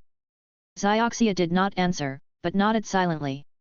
Seeing the other party nod, the expression on Xiaozai's face began to change to excitement, and he happily hugged Caesaurus and Pikachu and cheered. "You are so awesome, Sea Thorn Dragon, we won." "Pick up." Prick. Seeing the other party's excitement, Xiaoxia couldn't help but reveal a helpless expression. "Is luck also a part of strength? I didn't expect that after that straight drill, the characteristic poisonous sting of the Sea Thorn Dragon was triggered, and the Goldfish King was poisoned." However, Xiaoxia did not feel sad about this. Instead, her fighting spirit continued to surge. The next step should be the official battle at the Hualan Gym. I'm really looking forward to it. Chapter 19, Meet Team Rocket again. At this time, Xiaozai, who had already left Cerulean City, was enjoying lunch in a forest with his Pokémon. Next to Xiaozai was a blue Pokémon egg. Xiaozai held a sandwich in one hand and stroked the Pokémon egg with the other hand. Pokémon from the Kalos region? I wonder what they'll hatch. Thinking of this egg, Xiaozai couldn't help but recall the scene when he went to receive the award after the fishing competition. What? You're not going to challenge the Cerulean Gym? In response to Misty's question, Satoshi scratched his head a little embarrassedly and said, "Yeah, I plan to practice hard first, and then challenge the gym when I am strong enough." Is that so? It's a pity that I've made sufficient preparations. I'm sorry, Xiaoxia, but I will come to challenge the Hualan Gym one day. When the time comes, please show your true strength. Your tactics are really powerful. I can feel that you haven't used your full strength. Hearing what Xiaozai said, Xiaoxia couldn't help but proudly puff out her chest, even though she didn't have any breasts. Then you have to work hard. If you want to bring out my true strength, you have to be several times stronger than you are now. Xiaozai was not willing to be outdone and said, yes, I will become stronger than I am now, and then I will truly defeat your Xiaoxia. Pika Pika. In response, Xiaoxia couldn't help but smile, then took out something from behind and handed it to Xiaozai. Here, this is your prize. As she spoke, Misty handed Ash a Pokémon egg and a special maintenance device and a card. It was a special membership card that could be exchanged for a certain amount of Pokémon food in any mall in the Alliance. Just as Xiaozai was reminiscing, two figures were spying on them in the bushes not far away. I found the little devil. I didn't expect to see him here. Yamato, are we going to steal the Pokémon from that little brat? Kozaburo asked Yamato with some confusion. Yamato glanced at him and said as a matter of course, we are Team Rocket, isn't it our job to snatch Pokémon? Besides, the gym leader is not with him now, Boss Banmue will definitely be interested in the shiny Charmander next to that kid. But even so, that kid seems to be quite powerful. According to the information we got before, he defeated a gym leader head-on. With the Pokémon we have now, it seems that we can't beat him. Idiot, he's already the gym leader, how could he possibly use his true strength? Maybe he just let it go in his command. It's easy to deal with a novice trainer like this. Before Kozaburo could react, Yamato took out two smoke bombs from somewhere and threw them towards Xiaozai. Bump! What's up? Faced with the sudden appearance of black smoke, Xiaozai and the Pokémon couldn't help but cover their mouths and noses and asked in confusion. Since you sincerely asked for advice, I will answer you with great mercy.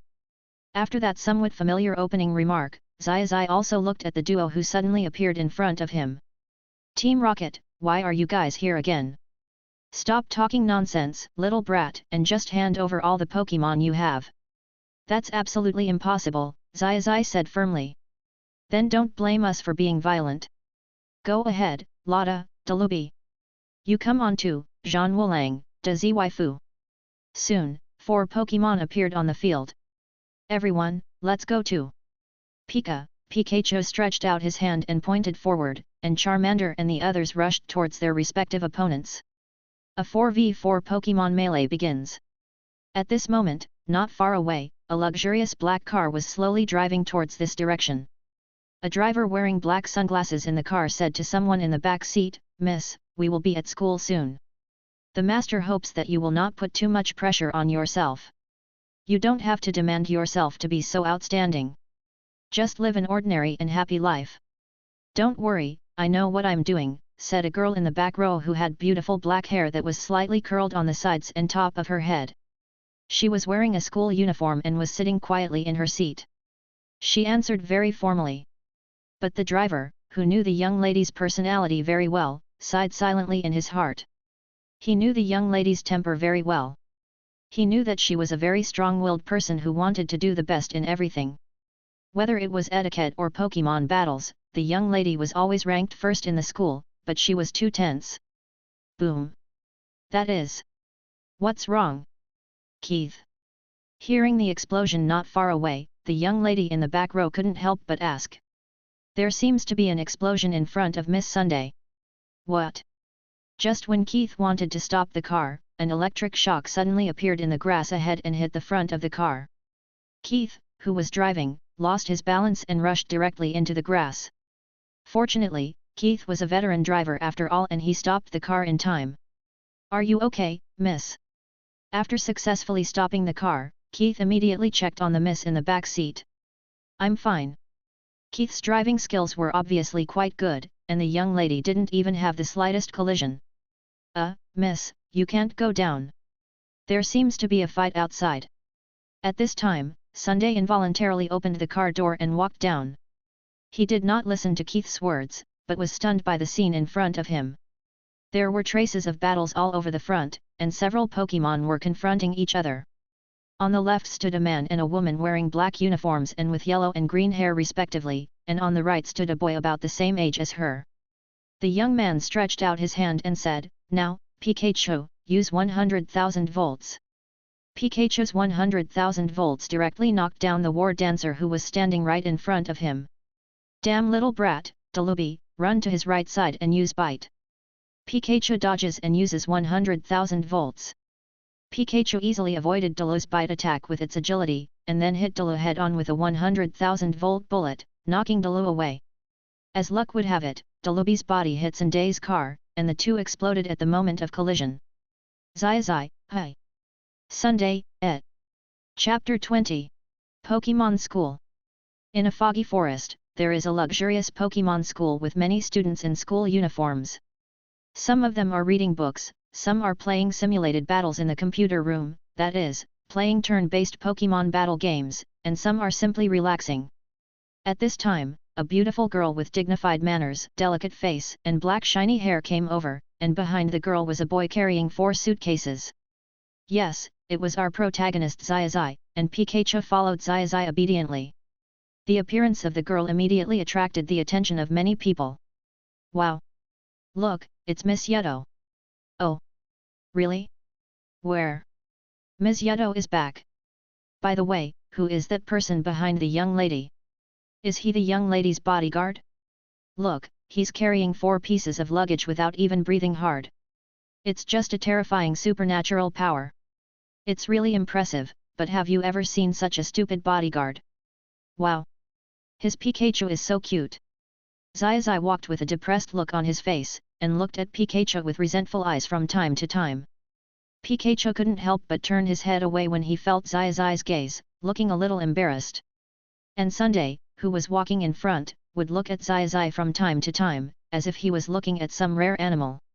As for why this happened, the story started not long ago. At that time, Ash encountered Team Rocket and exchanged fire with them, and the battle directly affected Utopian Sunday, who was about to return to school. After discovering that Ash was fighting Team Rocket, he wanted to get out of the car to help. As a result, Pikachu's 100,000 volts and Dalubi accidentally fell on the Sunday family's luxury car, and then unsurprisingly turned into scrap metal. Fortunately, the driver got off the car in time and survived. However, after knocking Team Rocket away, Zai was asked to be Sunday's follower for a week because he could not compensate for their losses. Although the cause was because of Team Rocket, their car was damaged by Pikachu and he could not afford to compensate for it, so Zai had no choice but to agree to the other party's request. After all, it was just being a follower for a week. Someone may ask, where did the luggage on Zai come from? Pikachu's 100,000 volts directly destroyed the car's battery. It is impossible that Sunday or the driver took the luggage down with him when getting off the car. In fact, what happened was that Sunday made a phone call, and not long after, a plane flew over the sky, and then 4 parachutes with suitcases tied to them slowly fell from the sky. The scene made Zai look confused. If you have such ability, why don't you just airdrop your luggage to the school? Of course, the shock that Zai brought to Sunday was no less than that brought to Sunday by Zai. Originally, Sunday wanted his driver and Zai to take 2 each, but Zai actually carried 1 in each hand and 1 on each shoulder, and he seemed to be able to do it with ease. Sunday was shocked at the time, and Mr. Keith on the side opened his mouth wide, because they knew the weight of those luggages. And don't you know that there are wheels under the suitcase so you can just pull it? We're here. This is your room. Sunday led Zai to a door. Zai opened the door and the layout inside shattered Zai's 3 views. There were all kinds of electrical appliances, soft sofas, and a large bed that could at least sleep 5 people. There were also various murals hanging on the walls. Although Zai didn't understand those, he still had eyes. Such exquisite and vivid paintings must not be cheap. Are all the dormitories that students in this school live in like this? Zai couldn't help but ask.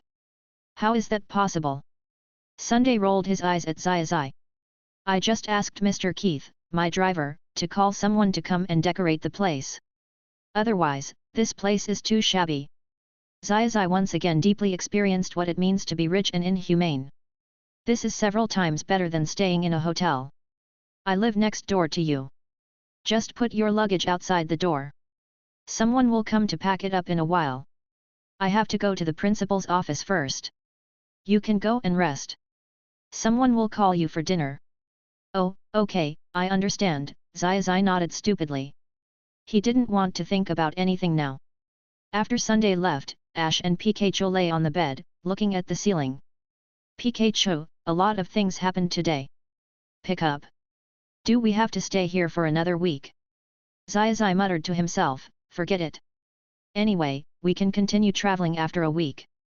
It doesn't matter. Skin. Okay. Zai turned his head in confusion and found that Pikachu had fallen asleep. Are you tired? Yes, I am, Zai looked at Pikachu gently.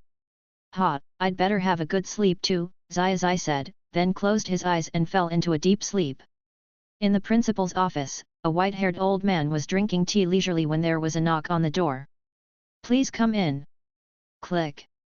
Principal, I'm back. The person who came was none other than Yudo Side. Oh. It's Sunday who's back. I have something to talk to you about. You need me for something. Well, look at this. The principal took out a document and handed it to Shende, who took it puzzledly and opened it to check. College exchange competition. Yes, that's right. The Withered Leaf Academy in Withered Leaf City will send representatives to compete with us. Our academy and the other team will each send a captain and 4 members to participate in the competition. You are the most talented student in our academy, so don't worry, principal. I will definitely win the victory for our college. Sunday patted his chest and promised before the principal finished speaking. Ha ha ha, good, I'm glad you have this determination. The principal smiled and nodded, but then reminded, but you have to be careful, the captain of the other side is not an ordinary person. He is a member of the Yulong family and his strength should not be underestimated. The Yulong family? Could it be the Yulongai Yuan who dropped out of school midway? Shende actually knew something about the Kuya Academy, and the only person in the entire Kuya Academy with the surname Yulong was the Yulongai Yuan mentioned by Shende. That's right, it's him. Then there's nothing to worry about. I heard that Yulong Yuan dropped out of school to travel because of poor grades. How could someone who didn't even remember all the Pokémon knowledge? At this moment, a red figure and the scene of him commanding Pikachu suddenly emerged in Sunday's mind, and he couldn't help but stop talking. In any case, you have to be careful. Since the Withered Leaf Academy sent him to be the captain, there must be a reason. Although he was very curious why Sundai didn't say anything, he continued. Okay, I understand. If there's nothing else, I'll leave first. Okay, go and rest first. After the office door was closed again, the principal sighed and muttered to himself, hey. Sunday, knowledge and ability are never proportional. Practice is more useful than blindly memorizing knowledge points. I'm afraid this competition will be difficult. But it's okay. Whether it's you or others, you should take a good look at those people outside. Chapter 21. College Life. Bang bang bang. Mr. Zai, are you there? Well. Zai, who was sleeping soundly, was awakened by a knock on the door and a shout, excuse me, who is it? Mr. Zai, Miss Sunday asked me to take you to the cafeteria for dinner. Okay. Hearing the word eat, Zai immediately perked up. He touched his rumbling belly. He didn't even have a full lunch because of Team Rocket, and he was exhausted from walking all the way with his luggage. Okay, I understand. Please wait a moment. Pikachu, hurry up, we have to go eat. Pika. When Pikachu heard that it was time to eat, its ears stood up immediately and it woke up all of a sudden. It was obvious that it had been hungry for a long time. After opening the door, a man dressed as a servant led Zai to the cafeteria, where many students had already gathered. Miss Sunday is over there, you can go find her. The waiter pointed in a direction and saw Sunday sitting at a seat. The seats around her were full of people, but no one sat with her. Please give me all the Pokémon. I will take them to the Pokémon dining area. Oh, okay, go ahead Pikachu. Pick up. After handing the Pokémon over to the attendant, Zai went to order a lot of food, then walked in the direction of Sunday and sat across from her. When she saw Zai coming, she didn't say anything, but she couldn't help but be amazed when she saw what Zai ordered. However, she felt relieved when she thought of Zai's terrifying physical strength. However, the people around her became agitated when they saw this situation. Who is that guy? How dare he sit opposite Miss Sunday? Is he the young lady's attendant? Wow! Is he a big eater? Oh, I'm so envious that I can sit opposite Miss Sunday. The young lady has such poor taste. What's so good about that silly boy? I think you are jealous, she is actually pretty good looking. Ignoring the discussions around him, Zai just ate by himself. If it were any other time, he would have started wolfing down his food long ago, but now that he was Sunday's follower, he had to consider Sunday's face. Of course, he didn't realize that his situation was not much better than wolfing down his food. What do you think of it here? Sunday didn't care about Zai's behavior and asked Zai. It's pretty nice here, with food, drinks and a soft bed. So do you think it's better to be here or to travel? Of course it's better to travel, Zai answered without hesitation. Why? Seeing Zai being so decisive, Sunday felt a little surprised. Although life here is comfortable, it's not what I want. Although traveling is hard and has certain risks, I can meet all kinds of people and Pokémon during the trip. I can often gain a lot from communicating and fighting with them, and the scenery during the trip is great. After hearing Zai's answer, Sunday was stunned at first, but then shook his head and thought, maybe traveling is really as he said, but in that case it would be difficult to improve his own strength. Only with sufficient knowledge reserves, calm judgment and strong command ability, and enough data can he become a powerful trainer. The experience summarized during the travel is ultimately just a wild way. Because of his inherent ideas, Shenday did not agree with Zai's words. Zai felt it was a bit strange to see Shenday in deep thought and shaking his head, but he did not care. Oh, by the way, this is for you. Sunday took out a set of clothes and handed it to Zai. What is this? You're going to class with me tomorrow, so remember to wear your school uniform. Oh, so that's how it is. Hey.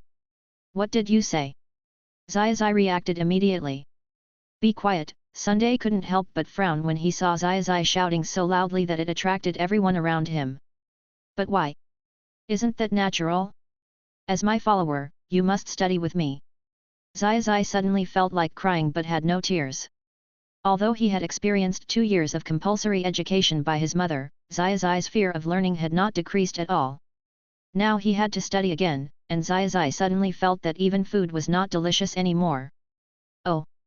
Sparkling Charmander!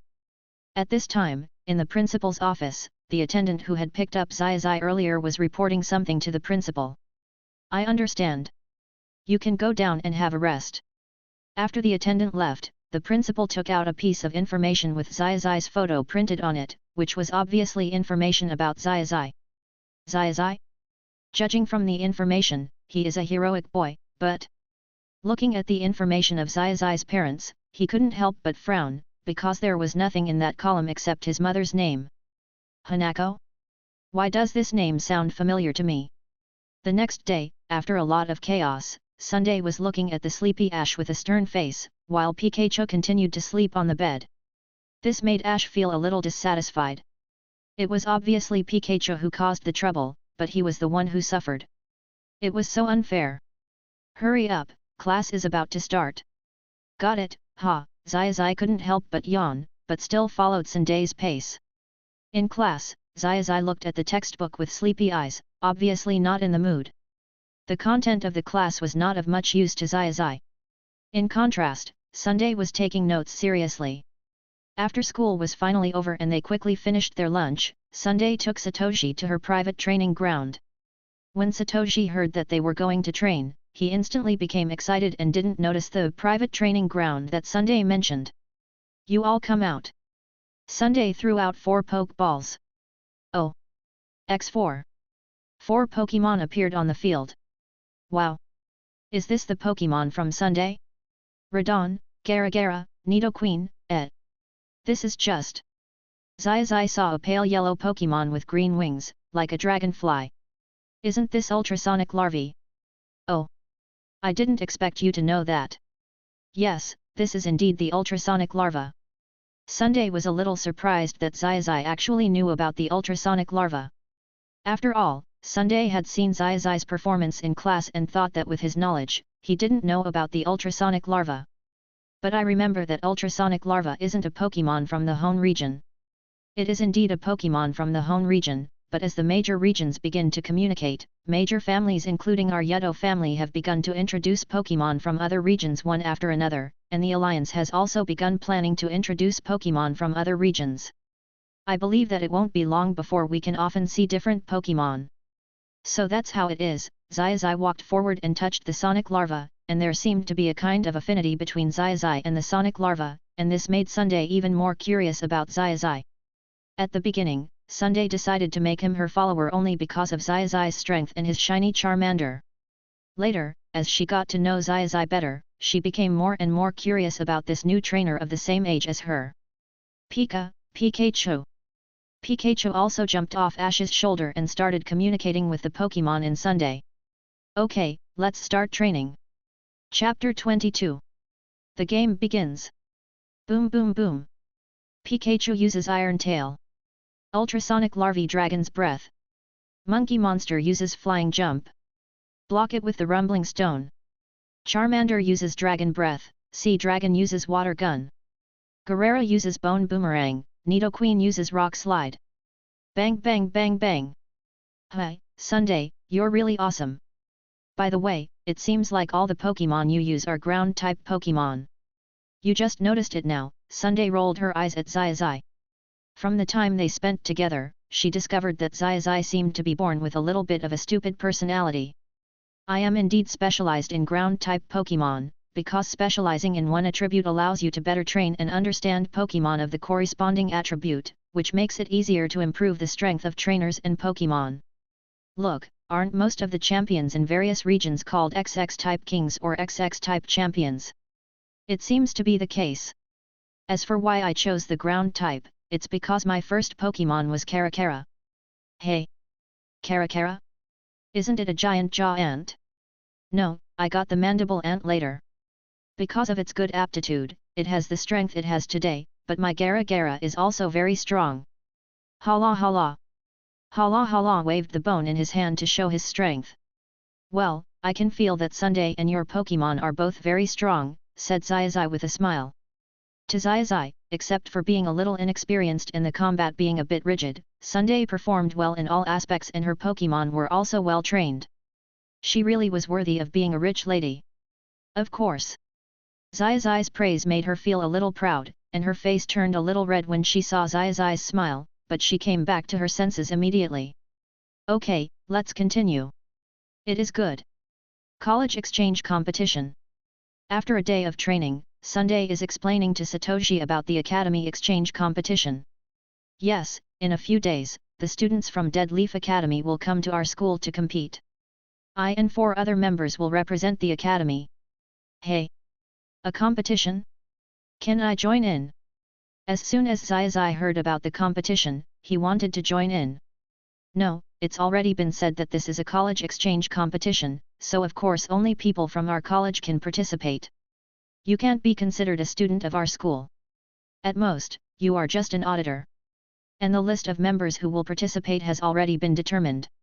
Oh. So that's it. But if you can stay and study here, I can get you a place, and I will pay for your tuition and living expenses. How about it? Sunday asked expectantly. I'm sorry Sunday, I still prefer to go out traveling. Looking at Sunday's look, Zai Zai still refused. Is that so? After hearing Zai Zai's answer, although he had expected the result, he was still a little disappointed. As he got to know Zai Zai better, especially in today's training, Zai Zai and he fought back and forth, and Sunday also felt that Zai Zai did not try his best, which made Sunday want to keep Zai Zai even more. You should know that except for Pikachu and Scytherus, all other Pokémon of Ash are Pokémon in the initial stage. Also, except Scytherus, the only fighting-type Pokémon that can restrain his Radon. As for the remaining Charmander and Pikachu, one is restrained and the other is directly immune. But even so, the opponent was still able to fight with her and still have some strength to spare, which made Sunday shocked by Satoshi's strength, and at the same time, she had a little doubt about her own ability and the knowledge she had learned, because in school teaching, attribute restraint is a very important part.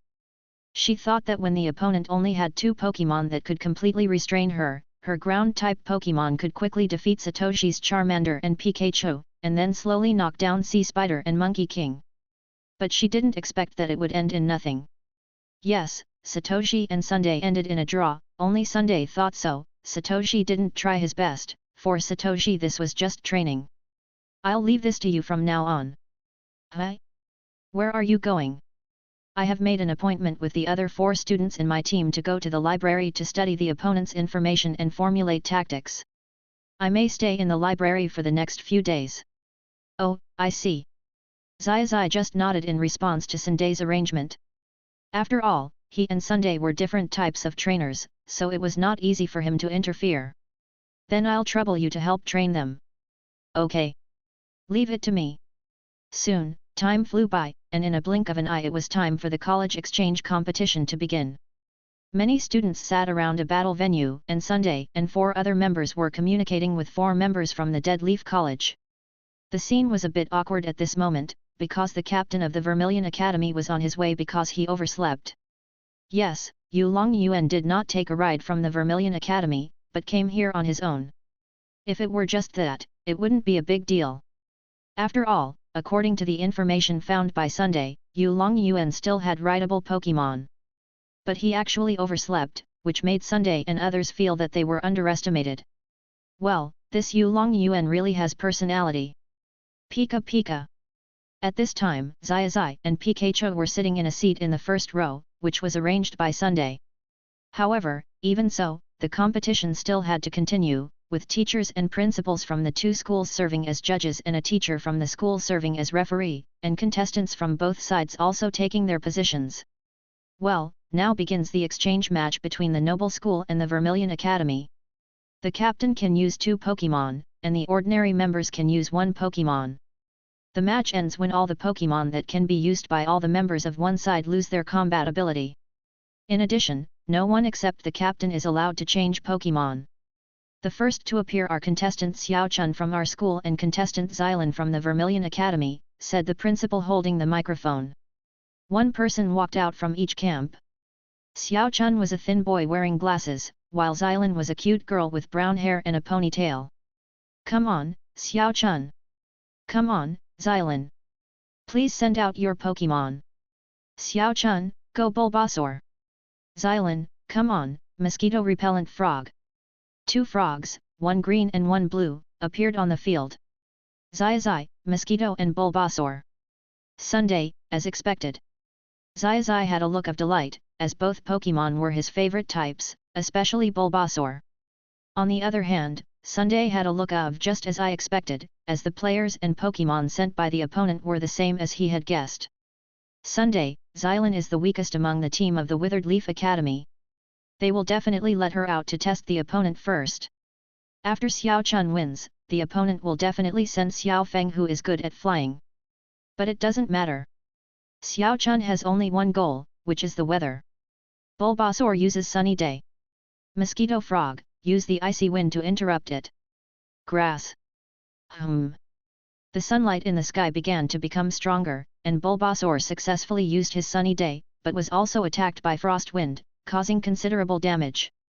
Mosquito repellent frog, hurry up and pray for rain. Xilan's tone began to become urgent.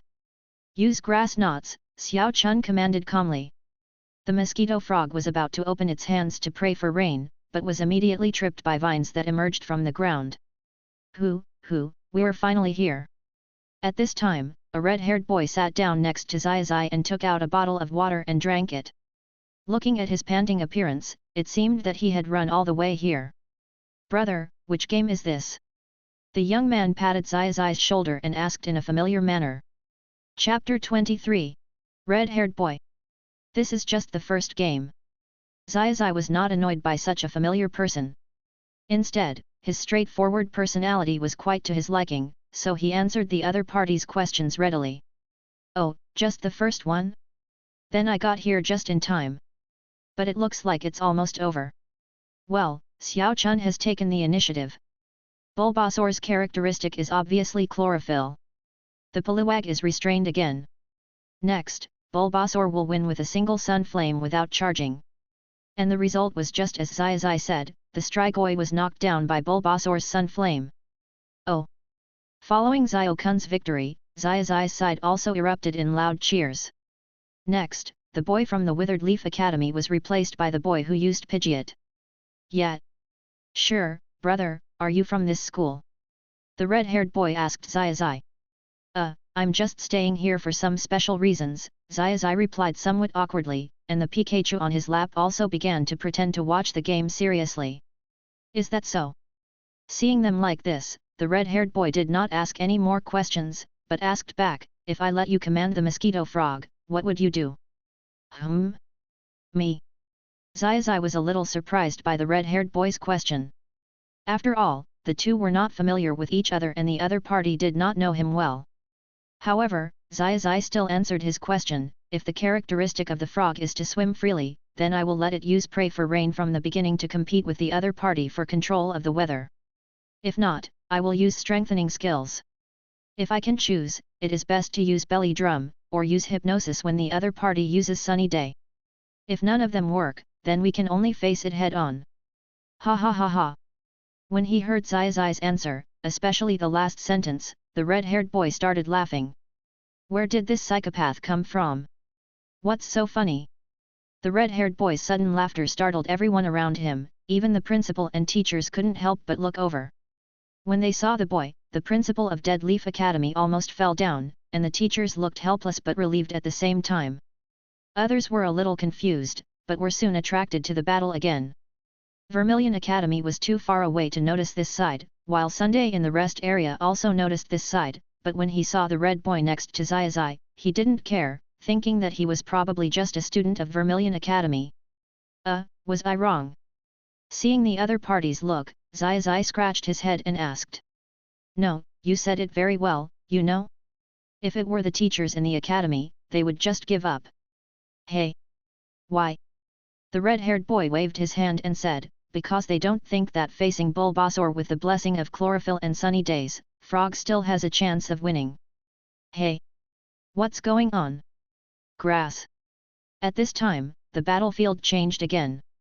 Even with the blessing of chlorophyll, it was quickly defeated by the attack of Pidgeot, which was faster and had air advantage. However, Bulbasaur used Sunny Day again before falling. Well done, Chun!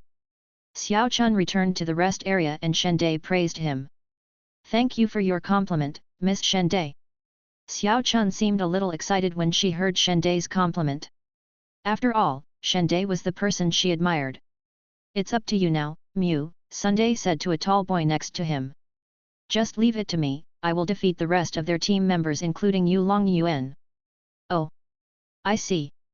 It looks like there's trouble at Dead Leaf Academy, the red-haired boy couldn't help but say when he saw Mew appear. Why? Don't you know? That Mew is a strong man in this school who is as famous as Yudo Side, and his trump card is Go Charizard. Mew sent out an orange Western Dragon, which was the final evolution of Charmander. It's actually a Charizard. Pick up. Xiaozai and Pikachu couldn't help but be surprised. And that's not all.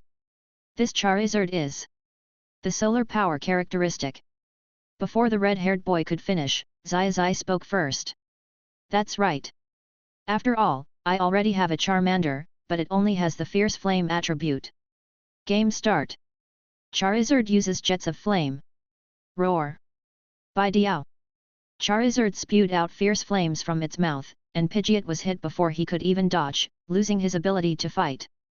The next players, Xiaojia and Xiaoai, sent out the poisonous jellyfish and the armored Tyrannosaurus respectively, but it was not difficult to see that neither of them was their trump card.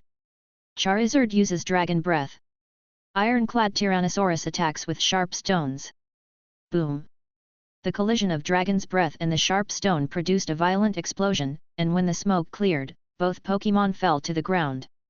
Charizard and Tyrannosaurus both lose their ability to fight. Finally, after defeating the venomous jellyfish, Charizard forced a draw with the Tyrannosaurus. Haha, old man, it seems that we are still better, the principal of the aristocratic school said to the principal of the Dead Leaf Academy next to him. Hehe, don't be so proud. The competition has just begun, said the principal of Dead Leaf Academy calmly. Seeing the other party's appearance, the principal of the aristocratic school suddenly realized that Yulong Jiayuan's strength might be beyond his expectations. If that's really the case, the principal muttered to himself, looking worriedly at Sunday in the rest area. Originally, the principal wanted to use this game to let Sunday understand that both the practical and academic schools have their strengths. Now it seems that this game may directly cause a serious impact on Sunday's concepts, which makes him very worried. After all, Sunday is the granddaughter of his friend. If something goes wrong here, he doesn't know how to face his old friend. I just hope I'm overthinking everything. Mew still has too little experience. He could have done better, the red-haired boy said. Yeah, Zai nodded involuntarily, because if it were him, he was sure he could do better. Okay, it's my turn now. I'll go over first. Okay, pick up. Hearing each other's words, both Ash and Pikachu were stunned, and then looked at him in surprise as he walked towards the venue. It was then that Ash remembered that they seemed to have not asked each other's names yet. When the red-haired boy stood on the field, the teachers and many students of the aristocratic school were all confused. No, how come a captain of the Vermilion Leaf Academy went to the aristocratic school? Sunday was also a little confused. She didn't pay attention before, but she didn't expect that the person sitting next to Zai was actually Yulong Yuan. Chapter 24, The Battle of Yulong Yuan. Go, Pika-C. Oh. Pika-C? It turns out that they have targeted us, Yulong Yuan couldn't help but say as he looked at the pink fairy sent out from the opposite side. But it doesn't matter, go ahead Kabutosaurus. Shall. Facing Pika-C, Yulong Yuan calmly sent out the degenerate form of Kabutosaurus of the quasi-god of Hone. Like the Yudo family, the Yulong family also began to try their best to introduce dragon-type Pokémon from other regions. Many members of the Yulong family, including Du, began to gradually replace their non-dragon Pokémon with real dragon Pokémon. Some new generation family members directly had 6 dragon Pokémon in their hands, including Yulong Yuan. Kabutosaurus? With Xiao's next Kabutosaurus, defeating it shouldn't be a problem, said Sunday, looking at the Pokémon sent out by Yulong Yuan. It's absolutely okay, Miss Sunday. Pixie is a fairy type and immune to dragon type. It may not be able to survive until Xiao's thorny clam, said Xiao Chun on the side. Yeah, Sunday also nodded. Mew on the side said with disdain, oh, even if he is from the Yulong family, so what? For someone like him who hasn't even learned all the basic knowledge, even if he has a Pokémon like Kabutosaurus, he won't be able to bring out its strength. Maybe Xiao doesn't even need to do anything, Xioxy's Pika-C can defeat both of his Pokémon. I really don't know what the Withered Leaf Academy is thinking of letting him be the captain. Mew is a person who pays great attention to data and knowledge and likes to proceed step by step. Therefore, he is not optimistic about people like Yulong Yuan who dropped out of school midway. After listening to what Mew said, Shenday frowned slightly but said nothing. Although she didn't think it was that easy, she felt that the final victory was inevitable. Not only her, if you listen carefully, you will find that the cheers from Kuya Academy have become very small. Obviously, even the people from Kuya Academy are not optimistic about Yulong Yuan. In the eyes of some people, Yulong Yuan is just a poor student who dropped out midway. Game start. Pixie, use the fairy wind. Sacrifice attack. Pika-C waved her hand and a gust of pink wind blew towards Kabutosaurus, and Kabutosaurus was covered with white light and rushed towards Pika-C, but Kabutosaurus was too slow, and before it got close, Pika-C's second attack came. Pixie uses the power of the moon. The Kabutosaurus continues to attack at the cost of its own life. A full moon appeared above Pika-C, and it condensed the power of the moon and hit Kabutosaurus. Kabutosaurus continued to rush towards Pika-C slowly. The power of the moon hit Kabutosaurus directly, causing considerable damage to it again, but it still did not stop attacking. However, its slow attack was easily avoided by Pika-C. It has to be said that the special defense of this Kabutosaurus is very high, but after 2 fairy-type attacks, Kabutosaurus was also covered with scars and began to gasp for breath. Hey, this guy is stupid. That's right, Kabutosaurus actually used such a stupid move as self-sacrifice attack. Dead Leaf Academy is so short-sighted. There were laughter and scolding all around. Mew, haha, I told you he's not good enough, but I didn't expect him to play so badly. Sunday, it looks like this time it's a sure thing. Zai, No, that's not right. Wow. You scared me to death. Sorry. Sunday turned around curiously and found that Zai appeared not far behind him. He was startled but came to his senses immediately. Others also noticed Zai and the Pikachu on his shoulder. What did you just say was wrong? Sunday asked Zai. Just now, when Kabutosaurus was hit by the fairy wind and the moon power, the white light it emitted didn't seem to be a self-sacrificing attack. White light? Huh? What nonsense are you talking about? Mew came over and questioned Zai. In fact, Mew had been unhappy with Zai for a long time, because he had nothing outstanding but was still taken care of by Sunday. Zai was surprised by the other party's reaction. After all, he didn't know him and had never offended him. Just as he was about to say something, Sunday said in advance, "Enough. Don't quarrel over such a small matter. Anyway, you will know what the result will be soon." Seeing Sunday getting angry, the two men shut up instantly, and at this moment the situation of the battle changed again. "Pixie, use the power of the moon to solve it." Yu Long Yuan also raised his mouth and said, "Release the Kabutosaurus." Shall. Kabutosaurus spewed out a huge beam of light that directly defeated the power of the moon and hit Pikachu. Skin. Pikachu was knocked back by Kabutops' attack. Next, use the awakening power. Shall. Kabutosaurus condensed 6 balls of light and hit Pikachu. When the smoke cleared, Pikachu's eyes had turned into whirlpool shapes. Pixie loses her ability to fight. Silence, the whole audience was instantly silent. The reversal came too suddenly. After that, the people from the Withered Leaf Academy reacted and burst into warm cheers. Shenday and the others also looked incredulous, especially Mew. Sunday, how could this happen? Zai, it was Ninan. When Pikachu's attack landed on Kabutops, it used Ninan's special move in time. Since the energy emitted by this move is very similar to the self-sacrifice attack, it was well hidden. After hearing what Zai said, Sunday also reacted, and the others couldn't help but look at Zai. Ninan and that steel-type awakening power caught everyone off guard, Sunday said with a wry smile. The judges on the side were also discussing the matter. Xiao Yuan and Kabutosaurus have a very good rapport. Yeah, and since it was able to defeat Pikachu in 2 moves, it shows that Kabutops is also at a high level. Xiao Yuan has really been exercising since leaving school. Next, the battle with the spiny shell began. Cracked shells of spiny clams. Kabutosaurus uses glare. Staring, a very common skill, can reduce the opponent's defense. Shell breaking, a very cool skill that increases attack and speed, but its disadvantage is that it will reduce defense. Sunday, when the thorny shell was used to break the shell, it used its eyes to glare. With the level of Kabutops, it seems that Yulongai Yuan wanted to decide the outcome with 1 strike. Judging from the source, he should be using physical skills that can counter the thorny shell. Zai continued Sunday's words. Break the tiles. X2. The two looked at each other and said in unison. Seeing their tacit understanding, everyone else, except the girl Zioxy, looked at Zai with envy or jealousy. Sunday was able to say this because of her knowledge, and although Zai also learned about Kabutosaurus from his notes, he was not yet and could not be to the extent of remembering all of Kabutosaurus's special moves. It was just that some way he remembered this special move and felt that Yulongai Yuan would definitely use it. But how can he get close to the spiny clam? You know, the spiny clam moves very fast after breaking out of the shell, and the Kabutosaurus has suffered considerable injuries before. If he can't defeat the enemy quickly, Zioxy on the side asked.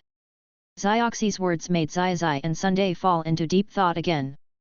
Hey, what are you thinking about? How could Kabutosaurus defeat Scorpion in that condition? I think that Dragonite must have let Kabutosaurus use the glare in order to make it easier to defeat the next Pokémon. Mew at the side couldn't help but speak up. When they heard Mew's words, they were also stunned. Sunday found it incredible that he was actually being led by Zai. Yes, Mew is right. This is the most likely scenario. It is impossible to fight back when you are seriously injured, restrained, and your opponent is strengthened. And it is not just Mew who thinks so. The judges and students basically think so. In addition, those who know Xiao are very clear about the characteristics of Xiao's thorny shell. Ice pick for spiny shells. As the thorny shell moved, it condensed a large number of ice cones and scattered them towards the armored dragon. The Kabutosaurus melts the ice cone with jets of fire. Shell. The Kabutosaurus spit out flames and melted the ice cone with difficulty. Tisk, a continuous attack feature. Yu Longyuan couldn't help but frown. Haha, see, there's no way that Kabutosaurus can beat Scorpion in this situation, Mew couldn't help but say upon seeing this, and looked at Xiaozai, but Xiaozai didn't notice him at all, but was thinking about something of his own, which made him feel a little annoyed, but he couldn't get angry. Although the Pikachu on Xiaozai's shoulder noticed it, it didn't care about such a small matter. After all, he and Xiaozai had been through a lot and had seen many people who were more powerful than Mew. If a real fight came, whether it was a real-life duel or a Pokémon battle, it didn't think Xiaozai would lose. At this time, Xiaozai still felt that Yulongyuan could win, mainly because of the question he asked himself at that time and his attitude, which made Xiaozai feel that Yulongyuan would not give up so easily to defeat the thorny shell. Yulongyuan, what should you do? Xiaozai murmured to himself. Chapter 25. Confused Heart. Missile Needle for Spiny Shells. Hold on, Kabutosaurus, Yulongyuan's eyes fixed when he saw the Kabutosaurus shoot out several flying needles. He gave the Kabutosaurus an order and also winked at it. As the movement was very subtle, no one except the Kabutosaurus noticed it. Shell. A green shield was erected around the Kabutosaurus, and the missile needles hit the shield, causing thick smoke. Right now, Kabutosaurus uses Dragon Breath. Xiao, Dragon Breath. However, it was not the Dragon's Breath trick that rushed out of the smoke, but the Kabutops itself. Unexpectedly, the Kabutops actually used the Dragon's Breath as a propeller to quickly approach the spiny shell. The Kabutosaurus uses a tile-splitting method. Oh no! Get out of the way! But both Xiao and the thorny shell reacted a little too slowly. The Kabutosaurus hit the thorny shell's shell with a tile-splitting blow, breaking it into pieces. Then it hit the thorny shell in the face with another tile-splitting blow with its other hand, knocking it down. The spiny shellfish has lost its ability to fight. Oh! Warm cheers immediately rang out from the Dead Leaf Academy. This result was beyond most people's expectations. No one had thought that the Kabutops could defeat the thorny clam under such circumstances. You are awesome, Brother Yuan. I didn't expect that Brother Yuan would become so strong after traveling. Should we go on a trip too? Haha, what do you think? This is what I learned from the gym leader, Xioxia, when I was fighting against the Hualan gym, Yulongyuan said with a smile. Xiaozai, Xioxia. Pikachu, Pika. Upon hearing what Yulongyuan said, Xiaozai and Pikachu were both stunned. No wonder this move looks so familiar, Xiaozai muttered to himself. Pika Pika, Pikachu also nodded. Sunday, it's my turn next. Sunday stood up and walked towards the venue. Sunday, be careful, Xiaozai couldn't help but say when he saw Sunday walking towards the venue. But Sunday didn't say anything. He walked straight to the venue and released his own halala. Mew, it doesn't matter. The Kabutosaurus is already at the end of its strength. Sunday will be able to defeat it easily, and then... Yulongyuan, come back, Kabutosaurus, go to the Thorn Dragon King. When Yulongyuan took back Cabellirox and released King Drake, everyone had different expressions. Sendai had a heavy face and Mew was silent. Only then did they remember that the captain could only use 2 Pokémon and could change Pokémon. Xiaozai, Sunday, stab the Dragon King. The reason why Ash and Sunday are so synchronized is because of Ash's Sea Dragon. Since he has fought with Sea Dragon before, Sunday is under a lot of pressure when facing Dragonite's Sea Dragon. Seeing this, Xiaozai released his Sea Dragon to watch the battle. Xiao-chun, Ms. Sunday, don't worry. The Thorn Dragon King moves very slowly on the ground. There is still a chance to win. Hearing Xiao-kun's words, Sunday smiled bitterly in her heart. If it were normal times, she would also think so, but after fighting with Xiaozai's Sea Dragon, she knew that the movement problem of the Sea Dragon could be compensated by skills. And how can you say this after seeing Kabutosaurus using Dragon Breath to propel itself? Game start. Garala uses a bone boomerang. The Dragon King moves at high speed. Gara threw out the bone stick, but the Thorn Dragon King teleported to the side and avoided the attack. As expected, Sunday thought to himself. Garala, use Sandstorm. The Dragon King uses water cannon. Gara Gara swung the bone stick, and dust instantly rolled up on the ground. The Thorn Dragon King sprayed a stream of water towards Gara Gara, but it was dodged. Bits of sand fell on the Thorn Dragon King, causing some hindrance to it. One more high-speed move. Quicksand hell. Just as the Thorn Dragon King was about to move, the soil on the ground suddenly turned into soft sand, and his tail sank into the quicksand. Oh oh oh! That's awesome, Miss Sunday! She is really the reincarnation of the goddess of war. Come on, Miss Sunday! Seeing that Sunday not only did not fall into a disadvantage despite the unfavorable attributes, but was able to cope with it with ease, the Noble Academy side immediately cheered enthusiastically, and could not help but say that Sunday was very popular. Great! Miss Sunday, did you do any special training for my Thorn Dragon King? Facing Shendai's response, Yulongai Yuan's eyes lit up. It was nothing to use the quicksand hell to block high-speed movement, but the sandstorm not only hindered the Thorn Dragon King, but also sealed its shadow clone. In order to deal with the battle on the ground, he specially let the Thorn Dragon King learn to defend, high-speed movement, shadow clone, and pray for rain. Yulongai Yuan's Thorn Dragon King's characteristic is free and easy. Now 3 of them were blocked at once. Even if he used praying for rain, the opponent would use the sandstorm to compete for control of the weather. In addition, the opponent now had the upper hand, and as for the remaining defense, he had no doubt whether Gara Gara would use a feint attack. Shendai did not answer Yulongai Yuan's question, but her eyes drifted towards the rest area, and Yulong Yuan also followed her gaze. I see, Yulongai Yuan immediately noticed the sea thorn beside Zai and couldn't help but smile. But don't think you can beat me like this. Thorn Dragon King, use the freezing ray to freeze the field. Prig! The Thorn Dragon King spat out a blue beam of light that swept across the entire field. Soon, the entire field was covered with a thick layer of ice. Even the quicksand that trapped the Thorn Dragon King was frozen. Although Gara Gara dodged the attack in time, but the Thorn Dragon King shook off the ice debris on his tail and looked at Gara Gara, who was standing a little unsteadily. This was very unfriendly to Gara Gara, who was a ground-based creature and had never adapted to the ice field. Yulongai Yuan's approach of directly changing the venue not only disrupted Shendai's deployment, but also shattered Shendai's 3 views. She had never learned or thought about starting from the venue. In her cognition, the venue was just a battle platform. The current situation made her confused, which in turn affected her command ability. Ha ha ha, use the Iron Head, Sunday ordered without thinking. Sunday! You must not use close combat in this situation. Zai in the rest area couldn't help but shout. Varied. Before Sunday could say anything, he saw Gara Gara slip while charging forward. Stab the Dragon King with a water cannon, then pray for rain. Yulong Yuan seized the opportunity to let the Thorn Dragon King attack, and the powerful water cannon knocked Gara Gara away, while also using the rain praying technique. Ha ha ha, I have lost my ability to fight.